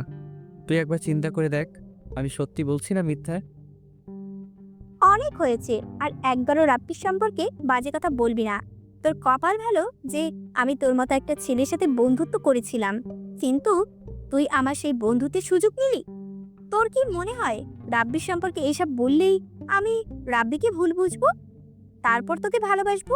তোর কি মনে হয় আমি কিছু বুঝি না? তুই আমাকে ভালোবাসার ফাঁদে ফেলে আমার কাছ থেকে টাকা হাতিয়ে নিতে চাস? তোর সাথে বন্ধুত্ব করাই ছিল আমার জীবনের সবথেকে বড় ভুল, আর এখন তা বুঝতে পারছি। তুই আর কখনো আমার সামনে আসবি না। এই বলে আসমা চলে যেতে লাগলো। তখনই আমি আসমার হাত ধরে ওকে কিছু বলতে যাব, তার আগেই ছোট লোকের বাচ্চা, তোর সাহস কি করে হয় আমার হাত ধরার? তুই কোন সাহসে আমার হাত ধরলি? আরে তোর তো জন্মেরই ঠিক নেই। তুই ভাবলি কি করে আমি তোকে ভালোবাসবো? তোকে করুণা করে তোর সাথে বন্ধুত্ব করেছিলাম, কিন্তু তুই তার যোগ্য নস। তোর মতো এতিম ছেলেকে কেউ কোনোদিন ভালোবাসবে না। চোখের পানি মুছে বলতে লাগলাম, এটা ঠিক যে আমি তোকে ভালোবাসি, কিন্তু এটা ঠিক নয় যে আমি তো টাকার লোভে তোকে ভালোবাসি। তুই ঠিকই বলেছিস, আমার হয়তো জন্মেরই ঠিক নাই। তাই তো আমি জানি না যে কে আমার বাবা। তোর সাথে পরিচয় হবার আগ পর্যন্ত আমার জীবনে কখনো সুখ আসেনি। তুই ঠিকই বলেছিস যে আমি একটা এতিম ছেলে। তোর সাথে পরিচয় হবার পর আমি ভুলেই গেছিলাম যে আমি একটা এতিম ছেলে। আজকে তুই মনে করিয়ে দিয়ে ভালোই করেছিস। আজকের পর থেকে এই এতিম ছেলেটা তোকে আর বিরক্ত করবে না। তবে একটা কথা মনে রাখ, একদিন ঠিকই তুই আমার কথা বুঝবি। হয়তো তখন আমি থাকবো না। তারপর সেখান থেকে চলে এসে একটা বেঞ্চের উপর বসে আছি আর চোখের পানি ফেলতেছি। হঠাৎ করে সাকিব আমার কাছে এসেই, তোর সাহস কি করে হয় আসমার হাত ধরার? এতদিন আসমার জন্য তোকে কিছু বলতে পারিনি। ভেবেই পাচ্ছি না যে তোর মতো ছেলের সাথে আসমার কি করে বন্ধুত্ব করলো। যাক, অবশেষে আসমা ওর ভুল বুঝতে পেরেছে। আজকে তোর এমন মার মারবো যে আর কোনোদিন আসমার পিছে পড়বি না। সাকিব তারপর আমাকে অনেক মারলো, কোনো কিছুই বলতে পারি নাই। মুখ পুছে সব সহ্য করেছি। আমি তো আসমার কোনো ক্ষতি করিনি, শুধু ওর সাহায্য করতে চাইছিলাম। কিন্তু তার প্রতিদান ও এইভাবে দিবে তা আমি কোনো দিনও ভাবতে পারি নাই। কোনো মতে বাসায় চলে আসলাম। বাসায় এসে শুয়ে পড়লাম। হাতে কোনো টাকাও নেই যে ডাক্তার দেখাবো। মায়ের কারণে জ্বর চলে আসলো। চোখ দুটো বন্ধ হয়ে আসছে। আর কিছু মনে নেই। চোখ খুলে দেখি আমি একটা বিছানায় শুয়ে আছি। তারপর পাশে তাকিয়ে দেখলাম যে পাশের বাসার বড় ভাই আছে। আমি চোখ খুলছি দেখে বলতে লাগলো, তোর জ্ঞান ফিরেছে, আমি ডাক্তারকে নিয়ে আসি। তারপর বড় ভাইকে আমার সাথে ঘটে যাওয়া সব কিছু বললাম। আমি তোর বাসার পাশ দিয়ে যাওয়ার সময় দেখি তোর রুমের দরজা খোলা। এই সময়ে সাধারণত তোর রুমের দরজা খোলা থাকে না, তাই ভাবলাম হয়তো কোনো চোর হবে। তাই তোর রুমের কাছে গেলাম আর দেখলাম তুই বিছানার উপর শুয়ে আছিস। তোকে দেখে মনে হলো তুই অ্যাক্সিডেন্ট করেছিস। তারপর কাছে গিয়ে তোকে অনেক ডাকলাম, কিন্তু কোনো সাড়া শব্দ পেলাম না। তখন তোর গায়ে হাত দিলাম, তোর শরীর গরম ছিল অনেক। তারপর তোকে হাসপাতালে নিয়ে আসলাম, আর আজকে 2 দিন পর তোর জ্ঞান ফিরল। বড় ভাইয়ের কাছ থেকে এসব শোনার পর আমি আমার সাথে ঘটে যাওয়া ঘটনার কথা মনে করতে লাগলাম। মনে করতেই চোখ দিয়ে পানি গড়িয়ে পড়ল। তোর চোখে পানি কেন? কি হয়েছে আমাকে বল। তারপর বড় ভাইকে আমার সাথে ঘটে যাওয়া সব কিছু বললাম। এত কিছু হয়েছে তোর সাথে? মন খারাপ করিস না, দেখবি একদিন ঠিকই আসমা ওর ভুল বুঝতে পারবে, আর সেই দিন এসে ও তোর কাছে মাফ চাইবে। হয়তো সেই দিন আমি থাকবো না। দূর, যত সব বাজে কথা। এখন একটু ঘুমা, তোর শরীর খুবই দুর্বল। আমি একটু বাসা থেকে আসি। আচ্ছা ভাই। তারপর শুয়ে শুয়ে ভাবতে থাকলাম, মানুষ বড়ই অদ্ভুত। এক সময় আসমা আমাকে বলেছিল আমি যেন আর কোনো দিন নিজেকে এতিম না বলি, কিন্তু সে আসমাই আমাকে এতিম বলে অপমান করলো। কখন যে ঘুমিয়ে পড়েছি নিজেও জানি না। কিছুক্ষণ পর ঘুম ভাঙল। দেখলাম বড় ভাই আমার পাশে। যাকে আমার সব কিছু ভেবেছিলাম তার জন্যই আজকে আমার এই অবস্থা। অথচ আপনি আমার রক্তের কেউ নন, তারপরও আমার জন্য এত কিছু করেছেন। জানি না আপনার এই ঋণ আমি কিভাবে শোধ করব। অনেক বেশি কথা বলিস তুই। তোকে বলেছি ঋণ শোধ করতে? তুই না আমি। আমি তোর ঋণ কিভাবে শোধ করবো জানি না। মানে? তুই ওই দিন যদি আমার বোনকে রক্ত না দিতি, তাহলে হয়তো তাকে বাঁচানো যেত না। তাছাড়া তোর মতো ছেলে আমি খুব কমই দেখেছি। তোর জায়গায় যদি অন্য কোনো ছেলে থাকতো, তাহলে হয়তো খারাপ পথে যেত।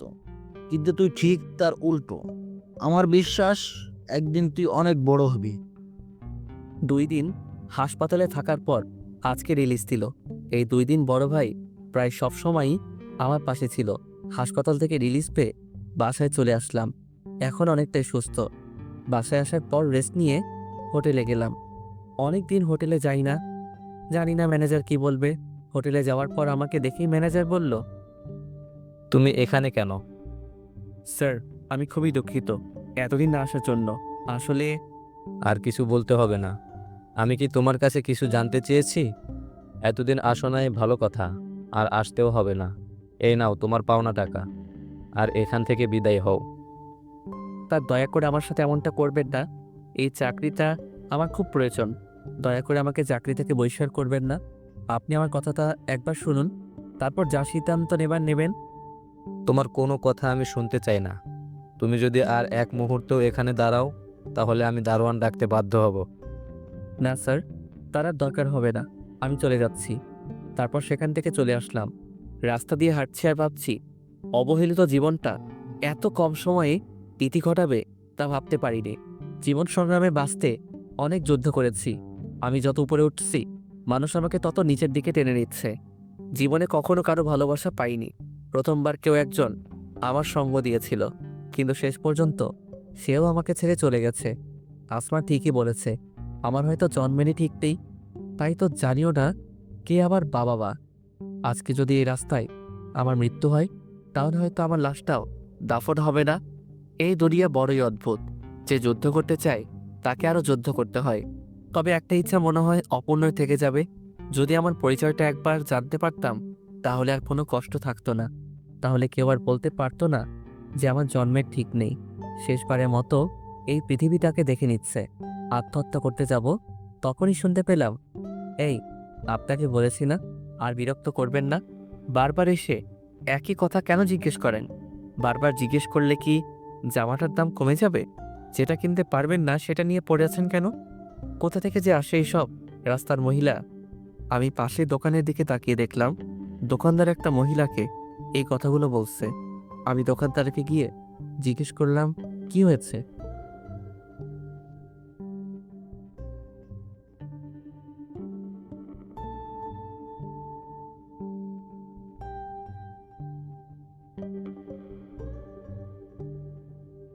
দেখেন ভাই, এই জামাটার দাম 800 টাকা, আর মহিলা বারবার এসে বলতেছে তাকে 400 টাকায় দিতে হবে। আপনিই বলেন ভাই, 800 টাকার জামা 400 টাকায় কিভাবে দিব? তারপর আমি সেই মহিলাকে জিজ্ঞেস করলাম, আপনি এই জামাটা দিয়ে কি করবেন? বাবা, এই জামাটা আমার মেয়ের জন্য কিনতে চেয়েছিলাম।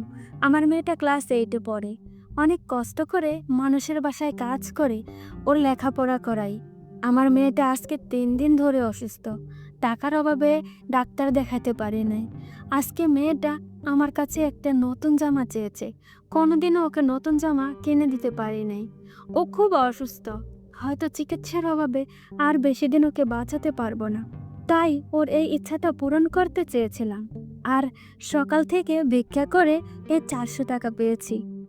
তারপর নিজের টাকা দিয়ে ওই জামাটা কিনে দিয়ে মহিলাকে বললাম, এই নিন, আর চলেন, আপনার মেয়েকে হাসপাতালে নিয়ে যেতে হবে। তুমি কেন নিজের টাকা দিয়ে জামা কিনছো? আমার মেয়েটার ডাক্তারও দেখাবা? এই দুনিয়ায় আমার কেউ নেই। আমি জানি না কে আমার বাবা মা।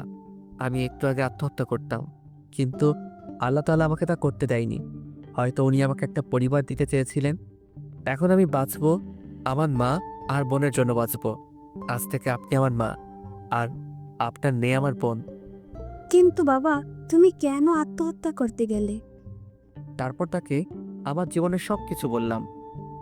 কেঁদো না বাবা, দেখবা সব ঠিক হয়ে যাবে। তারপর তার বাসায় গেলাম, তার মেয়েকে ডাক্তারের কাছে নিয়ে গেলাম। 3 দিন পর আজকে সুস্থ হলো।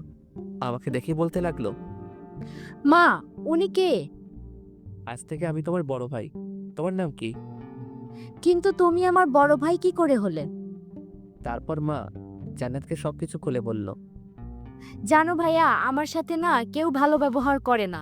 স্কুলে সবাই আমার সাথে খারাপ ব্যবহার করে। তখন ভাবতাম যদি আমার একটা বড় ভাই থাকতো তাহলে কেউ আমার সাথে খারাপ ব্যবহার করতে পারতো না। আমি জান্নাতকে জড়িয়ে ধরে বললাম, এখন থেকে কেউ তোর সাথে খারাপ ব্যবহার করতে পারবে না, কারণ এখন তোর ভাই আছে। জান্নাত আমাকে জড়িয়ে ধরে কাঁদতে লাগলো। জান্নাত সুস্থ হলে ওকে আর মাকে নিয়ে হাসপাতাল থেকে আমার বাসায় নিয়ে গেলাম। আল্লাহ যা করে ভালোর জন্যই করে। হয়তো তিনি আমাকে একটা পরিবার দিতে চেয়েছিলেন, তাই হয়তো আমাকে জীবিত রেখেছেন। কিন্তু আর একটা জিনিস ভেবে খুবই চিন্তা হচ্ছে, সেটা হলো কিভাবে পরিবারের খরচ চালাবো। বাসার সামনে বসে এগুলো ভাবছি, তখনই বড় ভাই বলল, পারভেজ, তোর বাসায় এরা কারা? বড় ভাইকে সবকিছু খুলে বললাম। ভালোই হয়েছে, তুই একটা পরিবার পেলি। তা তোকে এত চিন্তিত লাগছে কেন? হাসপাতালে থাকার কারণে তো হোটেলে যেতে পারি নাই, তাই চাকরিতে চলে গেছে। এখন ভাবছি কিভাবে খরচ চালাবো। এত ভাবতে হবে না, তোর তো হোটেলে কাজ করার অভিজ্ঞতা আছে। আমি তোকে অন্য একটা হোটেলে কাজ দিয়ে দেবো। অনেক অনেক ধন্যবাদ ভাইয়া। আপনার এই ঋণ আমি হয়তো কোনোদিনও শোধ করতে পারবো না। আপনি না থাকলে হয়তো আমি এতদিনে বেঁচেই থাকতাম না। আর কখনো এই কথা বলবি না। আর সন্ধ্যার সময় তৈরি থাকিস, তোকে নিয়ে সেই কাজের জন্য যাব। আচ্ছা ভাই। তারপর বাসায় গিয়ে ফ্রেশ হয়ে কিছু খেয়ে জান্নাতকে নিয়ে বাসার কাছে একটা স্কুলে গেলাম। ওকে সেখানে ভর্তি করিয়ে দিলাম। দুপুরে বাসায় এসে ফ্রেশ হয়ে সবাই মিলে খেতে বসলাম। খাওয়া দাওয়ার পর একটু ঘুমালাম। সন্ধ্যায় বড় ভাইয়ের সাথে তার পরিচিত একটা হোটেলে গেলাম। বড় ভাই হোটেল ম্যানেজারের সাথে কথা বলছে। কিছুক্ষণ পর আমাকে ডাকলো। আমাকে জিজ্ঞেস করলো যে আমি কোন সময় থেকে কাজ করতে পারবো। আগের হোটেলে যে সময় করতাম ওই সময়ের কথা বললাম। তারা কালকে থেকে কাজে যোগ দিতে বলল। তারপর সেখান থেকে বাসায় চলে আসলাম। রাতে শুয়ে শুয়ে ভাবছি সব কিছু যে এত সহজে হয়ে যাবে তা ভাবতে পারি নাই। বড় ভাই আমার জন্য যা করেছে হয়তো আপনজনরাও তা করতো না। উনি খুবই ভালো একজন মানুষ। এতদিন ভাবতাম এই দুনিয়ায় আমি একা, কিন্তু এখন আমি খুবই খুশি, কারণ আমার মা আছে, জান্নাতের মতো একটা বোন আছে। এখন থেকে আর নিজেকে কখনো একা মনে হবে না। শুধু একটা জিনিসই অপূর্ণ থেকে গেল, সেটা হলো আসমা। আমি তোর ভালো চেয়েছিলাম, কিন্তু ও আমাকে ভুল বুঝলো, আমাকে অনেক অপমান করলো। যেদিন রাব্বি সত্যিটাও জানতে পারবে সেদিন হয়তো ওর আমাকে মনে পড়বে। হয়তো ওর সাথে বন্ধুত্ব করাই আমার উচিত হয়নি। যদি ওর সাথে বন্ধুত্ব না করতাম তাহলে হয়তো ওর মায়ায় পড়তাম না, আর এখন কষ্ট পেতাম না। আমার ভালোবাসাটা শুধুই একতরফা, কারণ এই ভালোবাসা হয়তো কখনো পূর্ণতা পাবে না। এসব ভাবতে ভাবতে ঘুমিয়ে পড়লাম। সকালে ঘুম থেকে উঠে ফ্রেশ হয়ে কিছু খেয়ে জান্নাতকে নিয়ে স্কুলে গেলাম। ওকে স্কুলে রেখে আমি কলেজে গেলাম। অনেকদিন পর কলেজে যাচ্ছি। কলেজে যাওয়ার পর একটা বেঞ্চের উপরে একা একা বসে আছি, কারণ এখনো ক্লাসের সময় হয়নি। আগে হলে আমার সাথে আসমা বসে থাকতো, কিন্তু এখন আর তা সম্ভব নয়। দূর থেকে দেখলাম আসমা ওর বন্ধুদের সাথে কথা বলছে। আসমা আমাকে দেখেনি, কারণ আমি এমনভাবে আছি যাতে আসমার চোখ আমার উপরে না পড়ে। ও আমাকে বলেছিল আমার মুখ যাতে ওর দেখতে না হয়, তাই যতটা সম্ভব ওর থেকে দূরে থাকতে হবে। একটু আগে ভুলবশত ওর দিকে চোখ পড়েছে। না, আর কখনো বেহার মতো ওর দিকে তাকানো যাবে না। এসব ভাবছি তখন তুই লুকিয়ে লুকিয়ে আসমাকে কেন দেখছিস? পিছনে তাকিয়ে দেখলাম সাকিব আমাকে বলছে। আমি ইচ্ছে করে তাকাইনি। তো বড় সাহস, কলেজে ক্যাম্পাসে হাতে সিগারেট নিয়ে ঘুরে। নিম, তুই এইসব ফালতু ছেলের কথা বাদ দে তো। ওর মতো ছেলেরা এছাড়া আর কি বা করতে পারে? তা ঠিক বলেছিস, ওকে দেখে অনেক ভদ্র ছেলে মনে হইলো ও একটা ফালতু ছেলে। তুই এরকম একটা ছেলের সাথে কি করে যে এতদিন বন্ধুত্ব করলি, আমি তাই ভেবেই পাচ্ছি না। আগে কি করেছি তা নিয়ে ভাবলে চলবে না, সামনে কি করব তা নিয়ে ভাবতে হবে। তুই ওর কথা বাদ দে তো, অন্য কিছু বল। আচ্ছা বাদ দিলাম, এখন বল রাপি ভাইয়ের সাথে তোর রিলেশন কেমন চলছে? ভালোই চলছে। সে হলো মহাব্যস্ত মানুষ, তাই আজকাল আমাকে তেমন সময় দিতে পারে না। দেখিস পাখি যেন আবার খাঁচা ছেড়ে চলে না যায়।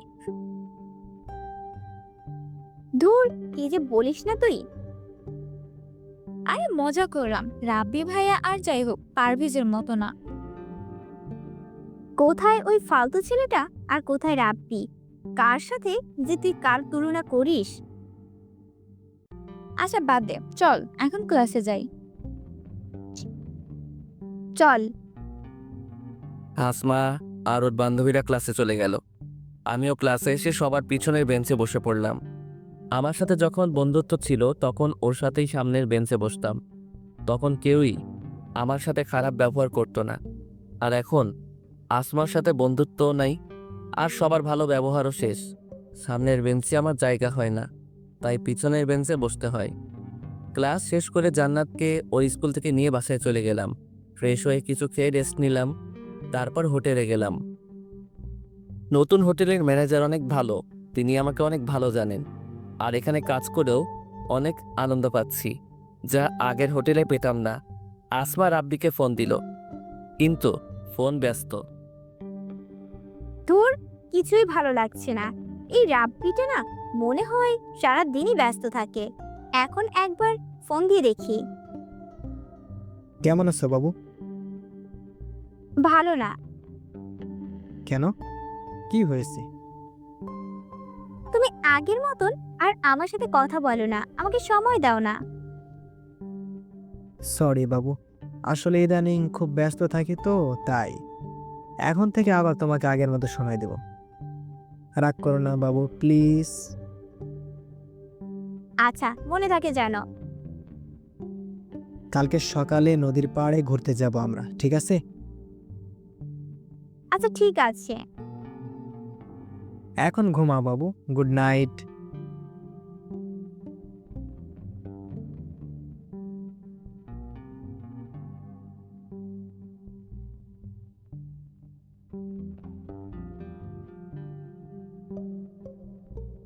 Good night.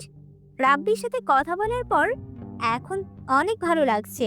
এখন শান্তিতে ঘুমাতে পারবো। হঠাৎ একটা জিনিস মনে পড়ে গেল, সেটা হলো শাড়ি।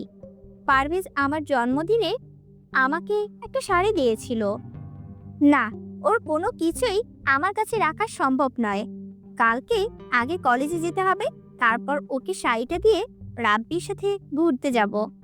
তার আগে রাব্বিকে বলে নেই যে কালকে আগে কলেজে যেতে হবে। রাব্বির নাম্বারে ফোন দিলাম, কিন্তু ওয়েটিং। আবার দিলাম, তাও ওয়েটিং। কিছুক্ষণ পর রাব্বি কল দিল। সরি বাবু, আসলে এক বন্ধুর সাথে খুবই গুরুত্বপূর্ণ একটা কথা বলছিলাম তো। ও, তা কিসের জন্য কল দিলা? আসলে কালকে আমাকে আগে কলেজে যেতে হবে, তারপর কলেজ থেকে তোমার সাথে যাব। আচ্ছা, আমি তোমাকে কলেজ থেকে এসে নিয়ে যাব। আচ্ছা। অনেক রাত হয়ে গেছে, এখনো বাসায় যেতে পারিনি। না জানি মা আর জান্নাত কত চিন্তা করছে। মোবাইলও তো নাই কারো কাছে যে ফোন দিব। আমার কাছে যে মোবাইলটা ছিল ওটা তো আসমার। ওর সাথে যখন বন্ধুত্ব ছিল তখন ও আমাকে দিয়েছিল, আর এখন তো বন্ধুত্ব নাই, তাই এখন আর ব্যবহার করি না। প্যাকেটে ভরে যত্ন সহকারে রেখে দিয়েছি, ওকে দিয়ে দিতাম, কিন্তু ও তো আমাকে ওর সামনে যেতে নিষেধ করেছে, তাই আর দেওয়া হয়নি। কোনো একদিন সময় সুযোগ পেলে দিয়ে দিব। বাসায় চলে আসলাম। আসার পরই মা বলল, আজকে এত দেরি হলো কেন বাবা? আজকে হোটেলে কাজের চাপ অনেক বেশি ছিল, তাই আসতে দেরি হয়েছে। তা তোমরা খেয়েছো? তোকে ছাড়া কি করে খাই বাবা? জান্নাতও খাইনি। না, শুধু শুধু এত রাত পর্যন্ত না খেয়ে থাকলে কেন? তোমাদের কত কষ্ট হয়েছে না? তুমি অসুস্থ মানুষ, জান্নাত তো ছোট মানুষ, আর কখনো এমন করবে না। তুমি যত যাই বলো না কেন ভাইয়া, আমরা তোমাকে ছাড়া কখনো খাবো না। হয়েছে, আপনার আর পাকনামি করতে হবে না। এখন সবাই মিলে ভাত খাবো। খেয়ে দিয়ে শুয়ে পড়লাম। সকালে ঘুম থেকে উঠে ফ্রেশ হয়ে কিছু খেয়ে জান্নাতকে নিয়ে বেরিয়ে পড়লাম। ও, একটা জিনিসই তো নেওয়া হয়নি। তাড়াতাড়ি করে মোবাইলটা ব্যাগের ভিতরে ভরে নিলাম। প্রতিদিনই মোবাইলটা নিয়ে যাই, যখন সুযোগ পাবো তখনই দিয়ে দিব। তারপর জান্নাতকে ওর স্কুলে নামিয়ে দিয়ে আমি কলেজে চলে আসলাম। একটা বেঞ্চের উপর বসে আছি, হঠাৎ পেছন থেকে আসমার কণ্ঠের মতো কিছু শুনতে পেলাম। তাকিয়ে দেখলাম আসমা আমাকে ডাকছে, আর ওর হাতে একটা প্যাকেটটা আমার হাতে দিয়ে বলতে লাগলো, এটা তোর দেওয়া সেই শাড়িটা। আমি চাই না তোর কিছু আমার কাছে থাকুক। এতদিন মনে ছিল না, তাই দিতে পারিনি। তারপর আমিও ব্যাগ থেকে মোবাইলটা বের করে ওকে দিয়ে দিলাম। আমার মতো রাস্তার ছেলের হাতে এটা শোভা পায় না। আপনার মোবাইল আপনার কাছেই রাখুন। আপনার সামনে দিতে নিষেধ করেছিলেন, তাই এতদিন দেওয়া হয় নাই। ভালো করেছিস দিয়েছিস, সব জিনিস সবার জন্য না। এই বলে আসমা চলে গেল। রাব্বিকে ফোন দিয়ে আসতে বললাম। ও আসার পর নদীর পার ঘুরতে গেলাম। নদীর পাশেই একটা পার্ক আছে, খুবই সুন্দর। পার্কের একটা বেঞ্চের উপর বসে দুজনে গল্প করছি। আচ্ছা বাবু, তুমি আমাকে ভালোবাসো তো? এটা কি ধরনের প্রশ্ন রাব্বি? আরে রাগ করো কেন? আমি তো শুধু এমনিতেই জিজ্ঞেস করলাম। আমি যদি কিছু বলি তুমি রাগ করবে না তো? রাগ কেন করব? আচ্ছা, আমি যদি তোমার কাছে কিছু চাই তুমি দিবে? দেওয়ার চেষ্টা করব, বলো কি চাই। আমি তোমার সাথে রুম ডেট করতে চাই আসমা। কি বলছো তুমি এসব? তোমার মাথা ঠিক আছে তো? তুমি এভাবে রিয়াক্ট কেন করছো? এটা তো আজকালকার যুগের কমন ব্যাপার, তাই না? এটা সবাই করে। সবাই করে তার মানে এটা নয় যে আমাদেরও করতে হবে। আর বিয়ের আগে আমি কখনোই এসব করতে পারবো না। বিয়ে তো আমরা করবই, তাহলে করলে সমস্যা কি? আমরা বিয়ে করব, এখনো করিনি। দেখো আসমা, আমার সব ফ্রেন্ডরাই রিলেশন করে, আর ওরা ওদের গার্লফ্রেন্ডের সাথে রুম ডেটও করেছে। আর সবাই এটা করে, আজকালকার রিলেশনই এমন। তার মানে তুমি আমার সাথে রুম ডেট করে তোমার ফ্রেন্ডদের এটা বোঝাতে চাও যে তুমি আমার সাথে রুম ডেট করেছো? আর আজকালকার রিলেশন কেমন তা জানার প্রয়োজন বোধ করছি না। আমি সেটা বোঝাতে চাইনি, আমি শুধু তোমাকে এটা বোঝাইছি যে এরকমটা এখন সচরাচর হয়ে থাকে। আমি এটা ভেবে পাচ্ছি না যে তুমি এরকম নিচু চিন্তা ভাবনা কি করে করতে পারো। আমি এই বিষয়ে তোমার সাথে আর কোনো কথা বলতে চাই না। আমি চললাম। রাগ করেই সেখান থেকে চলে আসলাম। এতটা রাগ হয়েছে রাব্বির উপর তা বলার মতো না। ও কি করে আমায় এমন প্রস্তাব দিতে পারে আমি সেটাই ভেবে পাচ্ছি না। বাসায় চলে আসলাম, কিছুই ভালো লাগছে না। দুপুরে না খেয়েই শুয়ে পড়লাম। বিকালে মিম ফোন দিল। আজকে কলেজে আসলি না কেন? রাব্বির সাথে ঘুরতে গিয়েছিলাম। তোর কণ্ঠ এমন লাগছে কেন? রাব্বি ভাইয়ের সাথে কি কিছু হইছে? না, ভালো লাগছে না, পরে কথা বলবো। আচ্ছা, আমি তোর বাসায় আসছি। ফোনে কথা বলতেও ভালো লাগছিল না। পার্কে থেকে আসার পর রাব্বি আমাকে অনেক কল মেসেজ দিয়েছিল, কিন্তু আমি রাগের কারণে রিপ্লাই করি নাই। কিছুক্ষণ পর মিম আসলে ওর সাথে ছাদে গেলাম। এখন আমাকে বল তো তোর কি হইছে? আন্টির কাছে শুনলাম এখন পর্যন্ত কিছু খাসনি। রাব্বির উপর রাগ করেছি। কেন? কি হয়েছিল? ও আজকে পার্কে আমাকে রুম ডেট করতে অফার করেছিল। কি? তাদের কি বললি? ওর সাথে ঝগড়া করে চলে এসেছি। তা এর সাথে ভাত না খাওয়ার কি সম্পর্ক? আমার কিছুই ভালো লাগছিল না। আমি ভেবে পাচ্ছি না ও এরকমটা কি করে করতে পারে। আমিও ভেবে পাচ্ছি না যে রাব্বি ভাইয়া এটা কি করে বলতে পারলো। আপাতত এসব চিন্তা মাথা থেকে বাদ দে। তারপর মিমের সাথে আরো কিছুক্ষণ কথা বললাম। কথা বলা শেষ করে বাড়িতে চলে আসলো। হোটেলে এসে কাজ করতেছিলাম, হঠাৎই শুনতে পেলাম, আমি আর তোমাকে সহ্য করতে পারছি না। আমাদের উচিত আলাদা হয়ে যাওয়া। আমিও এটাই চাই। তোমার মতো মেয়ের সাথে রিলেশন চালিয়ে যাওয়া সম্ভব নয়। এখন তো সব দোষ আমার। তুমি তো ধোয়া তুলসী পাতা। সব সমস্যার মূলে তুমি। সব দোষ আমার উপর চাপিয়ে দিয়ে নিজের সাধু সেজেছো। তুমি তোমার ছেলে বন্ধুদের সাথে এত মেলামেশা না করলে তো আর সমস্যা হতো না। ওরা শুধুই আমার বন্ধু, এর থেকে বেশি কিছু না। আর তুমি একটু আমাকে বলবে যে তুমি কোন দিন আমার সাথে দেখা করতে ঠিক সময়ে এসেছো? রাতে ফোন দিলে তোমার মোবাইল ওয়েটিং, এমনকি আজকেও আমার এখানে এসে তোমার জন্য ওয়েট করতে হয়েছে। আমি আমার বন্ধুদের সাথে কথা বলি, আর আমার একটু ঘুমের সমস্যা, তাই আমি ঠিক টাইমে আসতে পারি না। আর তোমার সাথে রিলেশন হওয়ার পর আমার নিজের স্বাধীনতা চলে গেছে। আমি কখন কি করব না করব সব তুমি ঠিক করে দাও। কখন খাবো তাও তুমি ঠিক করে দাও। এমনকি আমি কি শার্ট পরবো কি প্যান্ট পরবো তাও তুমি ঠিক করে দাও। নিজের কাছে মনে হয় যেন আমি ছোট বাচ্চা। আমি তোমাকে ভালোবাসি বিধায় এটা করি। আর তোমার সাথে রিলেশন চালিয়ে যাওয়া আমার পক্ষেও অসম্ভব। তাই আমাদের উচিত হবে আলাদা হয়ে যাওয়া। আমিও তাই চাই। এতক্ষণ দাঁড়িয়ে দাঁড়িয়ে তাদের সব কথা শুনলাম। ভাইয়া যদি কিছু মনে না করেন, আমি কি আপনাদের মাঝে কিছু বলতে পারি? বলুন। আচ্ছা, আপনারা দুজন কি একে অপরকে ভালোবাসতেন? অবশ্যই বাসতাম।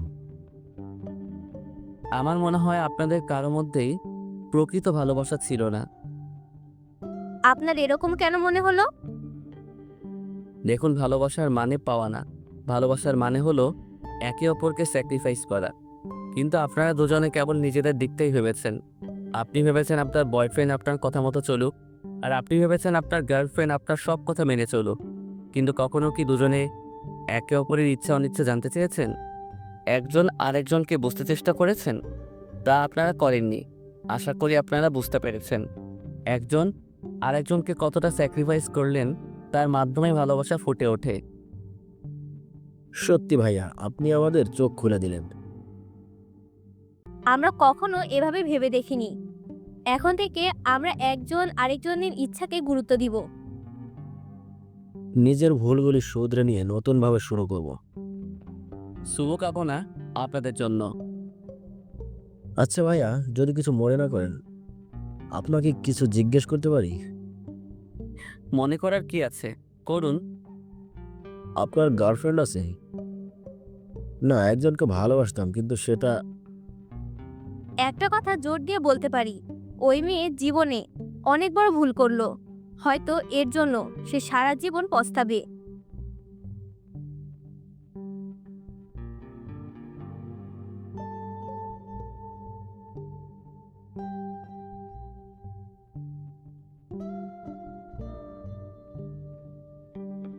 না, একজনকে ভালোবাসতাম কিন্তু সেটা। একটা কথা জোর দিয়ে বলতে পারি, ওই মেয়ে জীবনে অনেক বড় ভুল করলো। হয়তো এর জন্য সে সারা জীবন। রেস্টুরেন্টের মেয়েটার কথা মনে পড়ে গেল। মেয়েটা আসমাকে নিয়ে যা বলেছিল, হয়তো তা কখনো সত্যিই হবে না। কারণ আসমা আমাকে কোনো দিনও ভালোবাসবে না। ও রাব্বিকে অনেক ভালোবাসে। জানি না রাব্বি ওকে ভালোবাসে কিনা, কিন্তু আমি চাই আসমা সুখে থাকুক। ওকে ভুলে যেতে চাই। কারণ ওর সাথে যখন আমার পরিচয় হয়েছিল, তখন আমার কেউ ছিল না। কিন্তু এখন আমার একটা পরিবার হয়েছে। আমাকে তাদের দেখাশোনা করতে হবে। শুধু শুধু ওর কথা ভেবে বসে থাকলে চলবে না। এসব ভাবতে ভাবতেই ঘুমিয়ে পড়লাম। আর ওইদিকে আসমা রাব্বির কথা ভাবতে ভাবতে ঘুমিয়ে গেলাম। ঘুম থেকে উঠে ফ্রেশ হয়ে কিছু খেলাম, তারপর রাব্বিকে ফোন দিয়ে বেরিয়ে পড়লাম। পার্কে গিয়ে রাব্বির জন্য অপেক্ষা করতেছি। কিছুক্ষণ পর রাব্বি চলে আসলো। দুঃখিত, আমার একটু দেরি হয়ে গেল। আরে কোনো সমস্যা নেই, চলো দুজনে হাঁটি। আমি তোমার সাথে জরুরি কিছু কথা বলতে এখানে এসেছি। আচ্ছা বলো। আমি তোমাকে ভালোবাসি না আসমা। কি বলছো এসব? তোমার মাথা ঠিক আছে তো? আমি যা বলছি ভেবেই বলছি। আসলে তোমার সাথে রিলেশনের যাওয়ার আগে আমার আরও একটা রিলেশন ছিল। ওর নাম লাবণী। আমাদের পরিবারেরাও মেনে নিয়েছিল। তারা আমাদের বিয়েও ঠিক করেছিল। কিন্তু হঠাৎই একটা ভুল বোঝাবুঝির কারণে আমাদের সম্পর্কটা ভেঙে যায়। তারপর আমি খুবই ডিপ্রেশনে ভুগি। আমার কিছুই ভালো লাগতো না তখন। আমার অবস্থা খুবই খারাপ হচ্ছিল। তারপর হঠাৎ একদিন আমি তোমাকে দেখি। তুমি তোমার বান্ধবীদের সাথে হেসে হেসে কথা বলছিলে। কেন জানি না, আমার খুবই ভালো লেগেছিল তোমার হাসিটা। তুমি যতক্ষণ কথা বলছিলে ততক্ষণ আমি তোমার দিকে তাকিয়েছিলাম। এমনিতেই লাবণীর সাথে ব্রেকআপ হওয়ার পর আমি ভীষণ হতাশ হয়ে পড়েছিলাম। তারপর তোমাকে প্রপোজ করি, আর তুমিও রাজি হয়ে গেলে। কিন্তু আমি তোমাকে মন থেকে মেনে নিতে পারছিলাম না, কারণ আমি লাবণীকে অনেক ভালোবেসে ফেলেছিলাম। প্রথম প্রথম তোমাকে অনেক ভালো লাগতো, তাই তো তোমাকে পারভেজের সাথে মিশতে বারণ করেছিলাম। কিন্তু হঠাৎ একদিন লাবণী আমাকে ফোন করে। ও আমাকে সরি বলে। আর আবার আমার জীবনে ফিরে আসতে চাইলো।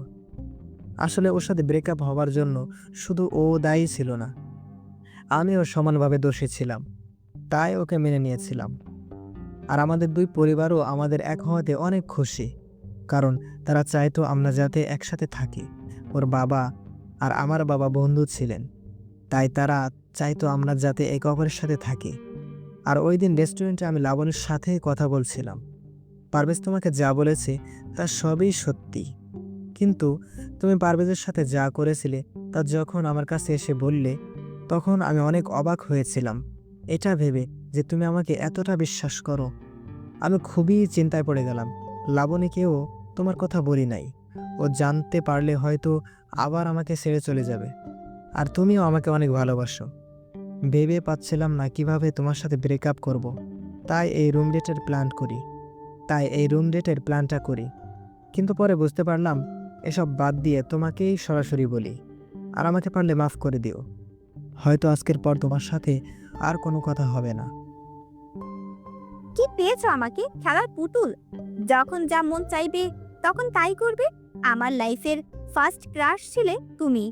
তুমি আমাকে প্রপোজ করার আগে থেকে আমি তোমাকে দেখেছি, তাই তো তোমার প্রপোজে রাজি হয়ে গেলাম। অনেক বিশ্বাস করতাম তোমাকে, আর তুমি আমাকে এভাবে ধোঁকা দিলে। আমাকে আরো আগে বলতে পারতে। তা না করে দিনের পর দিন আমাকে ধোঁকা দিয়ে গেছো। যখন পারভেজের সাথে এত কিছু করলাম তখনও তো বলতে পারতে, কিন্তু তুমি বলনি। আমি খুবই দুঃখিত। তোর কোনো অধিকার নেই আমার হাত ধরার। তা এতই যখন লাবণীকে ভালোবাসতি, তাহলে আমার সাথে প্রেম কেন করেছিলি? তোদের মতো ছেলেরা প্রেমটাকে খুবই সস্তা জিনিস ভাবিস। এটা ভেবেই খুব কষ্ট হচ্ছে যে আমি একটা ধোঁকাবাজের উপর ক্রাশ খেয়েছিলাম। চলে আসছিলাম পার্ক থেকে, খুবই কষ্ট লাগছে ওই ধোঁকাবাজটার জন্য না, পারভেজের জন্য। কোনোভাবে বাসায় চলে আসলাম। বাসায় এসেই দরজা বন্ধ করে শুয়ে শুয়ে কাঁদতে লাগলাম। পারভেজের সাথে করা অন্যায়গুলো মনে হতে লাগলো।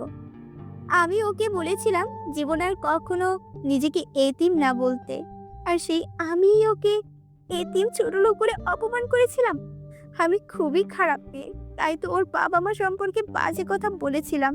ও হয়তো আমাকে কোনোদিনও মাফ করবে না। নিজেকে খুবই নিকৃষ্ট মনে হচ্ছে। কাঁদতে কাঁদতে শুয়ে পড়লাম। যখন ঘুম ভাঙলো দেখলাম বাবা মা আমার পাশে বসে আছে। আমায় ঘুম ভাঙতেই তারা বলল, তোর কি হয়েছে মা? এভাবে দরজা বন্ধ করে ঘুমিয়ে পড়লি কেন? জানিস, আমরা কত ভয় পেয়ে গিয়েছিলাম। তারপর দরজা ভেঙে ভিতরে ঢুকে দেখি তুই ঘুমাচ্ছিস। শরীর অনেক ক্লান্ত লাগছিল তাই ঘুমিয়ে পড়েছিলাম। দরজা ভুলে বন্ধ করেছিলাম। তা এখন কেমন লাগছে? ভালো। আচ্ছা, ফ্রেশ হয়ে খেতে আয়। হোটেলে কাজে যাওয়ার সময় বাসা থেকে শাড়ির প্যাকেটটা নিয়ে নিলাম, যেটা আমি আসমাকে দিয়েছিলাম। শাড়িটা কোনো গরিব মহিলাকে দিয়ে দিব। এটা আমার কাছে থাকলে আমি আসমাকে কখনো ভুলতে পারবো না, আর আমি আমার লোককেও পৌঁছাতে পারবো না। বাসায় আসলেই ওর কথা মনে পড়ে। ঠিকভাবে পড়ালেখাও করতে পারি না, হয়তো আসমাকে কখনো ভুলতে পারবো না। কিন্তু এই শাড়িটা আমার কাছে না থাকলে হয়তো ওকে কম মনে পড়বে। আর ওই কলেজও পরিবর্তন করতে হবে। ওই কলেজে পড়লে আসমার সাথে প্রতিদিন দেখা হবে, তাহলে ওকে বলে থাকা অসম্ভব হয়ে যাবে। কালকে কলেজে গিয়ে প্রিন্সিপালের কাছে বলতে হবে। শাড়িটা এক মহিলাকে দিয়ে দিলাম। তারপর আমি হোটেলে গেলাম। রাতে বাসায় এসে খেয়ে পড়তে বসলাম। পড়া শেষে ঘুমিয়ে পড়লাম। সকালে ঘুম থেকে উঠে ফ্রেশ হয়ে কিছুক্ষণ পড়তে বসলাম। তারপর কিছু খেয়ে জান্নাতকে নিয়ে বেরিয়ে পড়লাম। ওকে ওর স্কুলে দিয়ে আমি কলেজে চলে আসলাম। ক্লাসের অনেক আগে চলে আসলাম প্রিন্সিপালের সাথে কথা বলবো বলে। তাকে অনেক করে বললাম। তিনি বললেন কলেজ পরিবর্তন করতে 10,000 টাকা লাগবে। ক্যাম্পাসে একটা বেঞ্চের উপর বসে ভাবতে আসি এত টাকা কিভাবে জোগাড় করব। কিন্তু আমাকে আমার লক্ষ্যে পৌঁছাতে হলে এই টাকা আমাকে জোগাড় করতেই হবে, নয়তো এখানে থাকলে আমি আমার পড়ালেখায় মনোযোগ দিতে পারবো না। এসব ভাবতেছিলাম, তখনই বড় ভাইয়ের কথা মনে পড়ে গেল। হয়তো তিনি আমাকে এই বিপদে সাহায্য করতে পারবেন। তারপর বড় ভাইয়ের কাছে চলে আসলাম। তাকে সব কিছু বললাম। তার কাছ থেকে টাকা নিয়ে আবার কলেজে চলে আসলাম। প্রিন্সিপালের কাছে টাকা দিয়ে কলেজ পরিবর্তন করলাম। কলেজ ক্যাম্পাসে বসে আছি। আজকে কেন জানি ক্লাস করতে মন চাচ্ছে না। শেষবারের মতো কলেজটাকে দেখে নিলাম, হয়তো আর কখনো দেখা হবে না। হঠাৎই আসমার কণ্ঠের মতো কেউ আমার নাম ধরে পিছন থেকে ডাক দিল। পিছনে তাকিয়ে দেখলাম আসমা। আসমাকে দেখা মাত্রই আমার চোখ নিচের দিকে নামিয়ে দিলাম। ও আমাকে নরম করতে বলতে লাগলো, আমি যা করেছি তা ক্ষমার অযোগ্য। তোকে অনেক কষ্ট দিয়েছি, দয়া করে আমাকে মাফ করে দে। আরে কি করছেন আপনি? আমার কাছে কেন মাপ চাইবেন? দেখেন, আপনার সাথে যা হয়েছে তার সবই আমি ভুলে গেছি, আর আমি চাইবো আপনিও ভুলে যান। তার মানে তুই মাফ করবি না? এটা বলেই ব্যাগ থেকে একটা চাকু বের করে, হয় তুই আমাকে মাফ করবি, না হয় আমি নিজেই নিজের ক্ষতি করব। বললাম তো আমি আপনাকে মাফ করে দিয়েছি, আপনি চাকু ফেলে দিন। তুই এখন আমাকে মাফ করিসনি, করলে আমাকে আপনি বলতে পারতি না। আচ্ছা, আমি তোকে মাফ করে দিয়েছি। তারপর আসমা চাকু ফেলে দিল। আমি খুবই ভয় পেয়ে গেছিলাম, কারণ আমি জানি আসমা খুবই জেদি। দুজনেই একটা বেঞ্চের উপর বসে আছি। আগে যেভাবে থাকতাম, অনেকক্ষণ দুজনে চুপচাপ বসেছিলাম। নীরবতা ভেঙে আসমাই বলল, এখনো ভালোবাসিস আমাকে?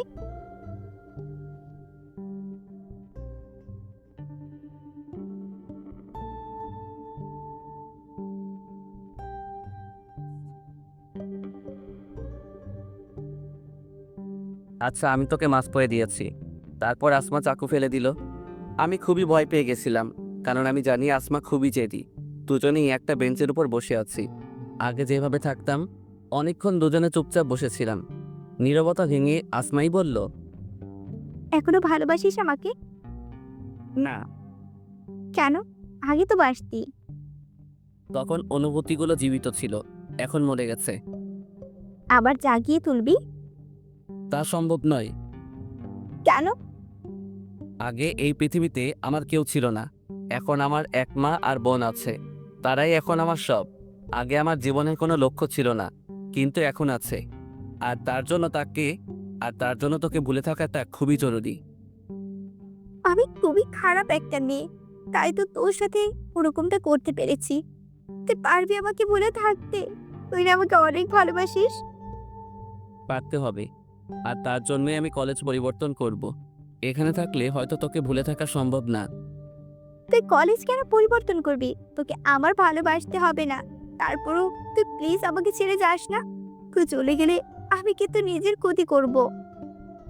তুই ভালো করে জানিস আমি চাই না তোর কোনো ক্ষতি হোক, তাই হয়তো তুই এভাবে বলছিস। কিন্তু তুই যদি আমার সত্যি ভালো চাস, তাহলে নিজের কোনো ক্ষতি করবি না। আমি তোকে ছাড়া বাঁচতে পারবো না। তোর মতো করে কেউ আমাকে ভালোবাসতে পারবে না। তুই প্লিজ আমাকে ছেড়ে যাস না। যদি কখনো জীবনে বড় হতে পারি, তাহলে আবার তোর কাছে ফিরে আসব। আর যদি না পারি, তাহলে হয়তো আর কোনো দিনও আমাদের দেখা হবে না। আমি তোর ফিরে আসা পর্যন্ত অপেক্ষা করব। তোকে শুধু একটা কথাই বলতে চাই, যদি আমাকে সত্যি চাস, তাহলে নিজের কোনো ক্ষতি করবি না। সব সময় ভালো থাকবি, হাসি খুশি থাকবি। তুই অনেক ভালো একটা মেয়ে। এটা বলে সেখান থেকে চলে আসলাম। পিছনে তাকালাম না। জানি আসমা বেঞ্চের উপর বসে কাঁদতেছে। কাঁদুক, কাঁদলে হয়তো কষ্ট কম হবে। জানি না কখনো আসমার যোগ্য হতে পারবো কিনা। এখন জীবনের একটাই লক্ষ্য, সেটা হলো ভালো পড়ালেখা করে ভালো চাকরি করা, যাতে পরিবারের খেয়াল রাখতে পারি। যদি কখনো আসমাদের সমকক্ষ হতে পারি, তাহলে ওর কাছে ফিরে আসব, অবহেলিত ভালোবাসার জন্য। আর যদি না পারি, তাহলে মুছে ফেলতে হবে জীবন থেকে আসমা নামটি। আজকে নিজের দোষে পারভেজকে হারালাম। যখন ও কাছে ছিল তখন বুঝতে পারি নাই, আর এখন দূরে চলে যাওয়ায় কষ্ট পাচ্ছি। জানি না ওকে আর পাবো কিনা। এসব ভাবতেছি আর বেঞ্চের উপর বসে কাঁদতেছি। তখনই মিম আসলো। তোর কি হইছে আসমা? এভাবে বেঞ্চের উপর বসে কান্না কেন করছিস? আমি অনেক ভুল করে ফেলেছি, আর সেই ভুলের জন্য আজকে পারভেজ আমাকে ছেড়ে চলে গেছে। কি হয়েছে আমাকে বল তো।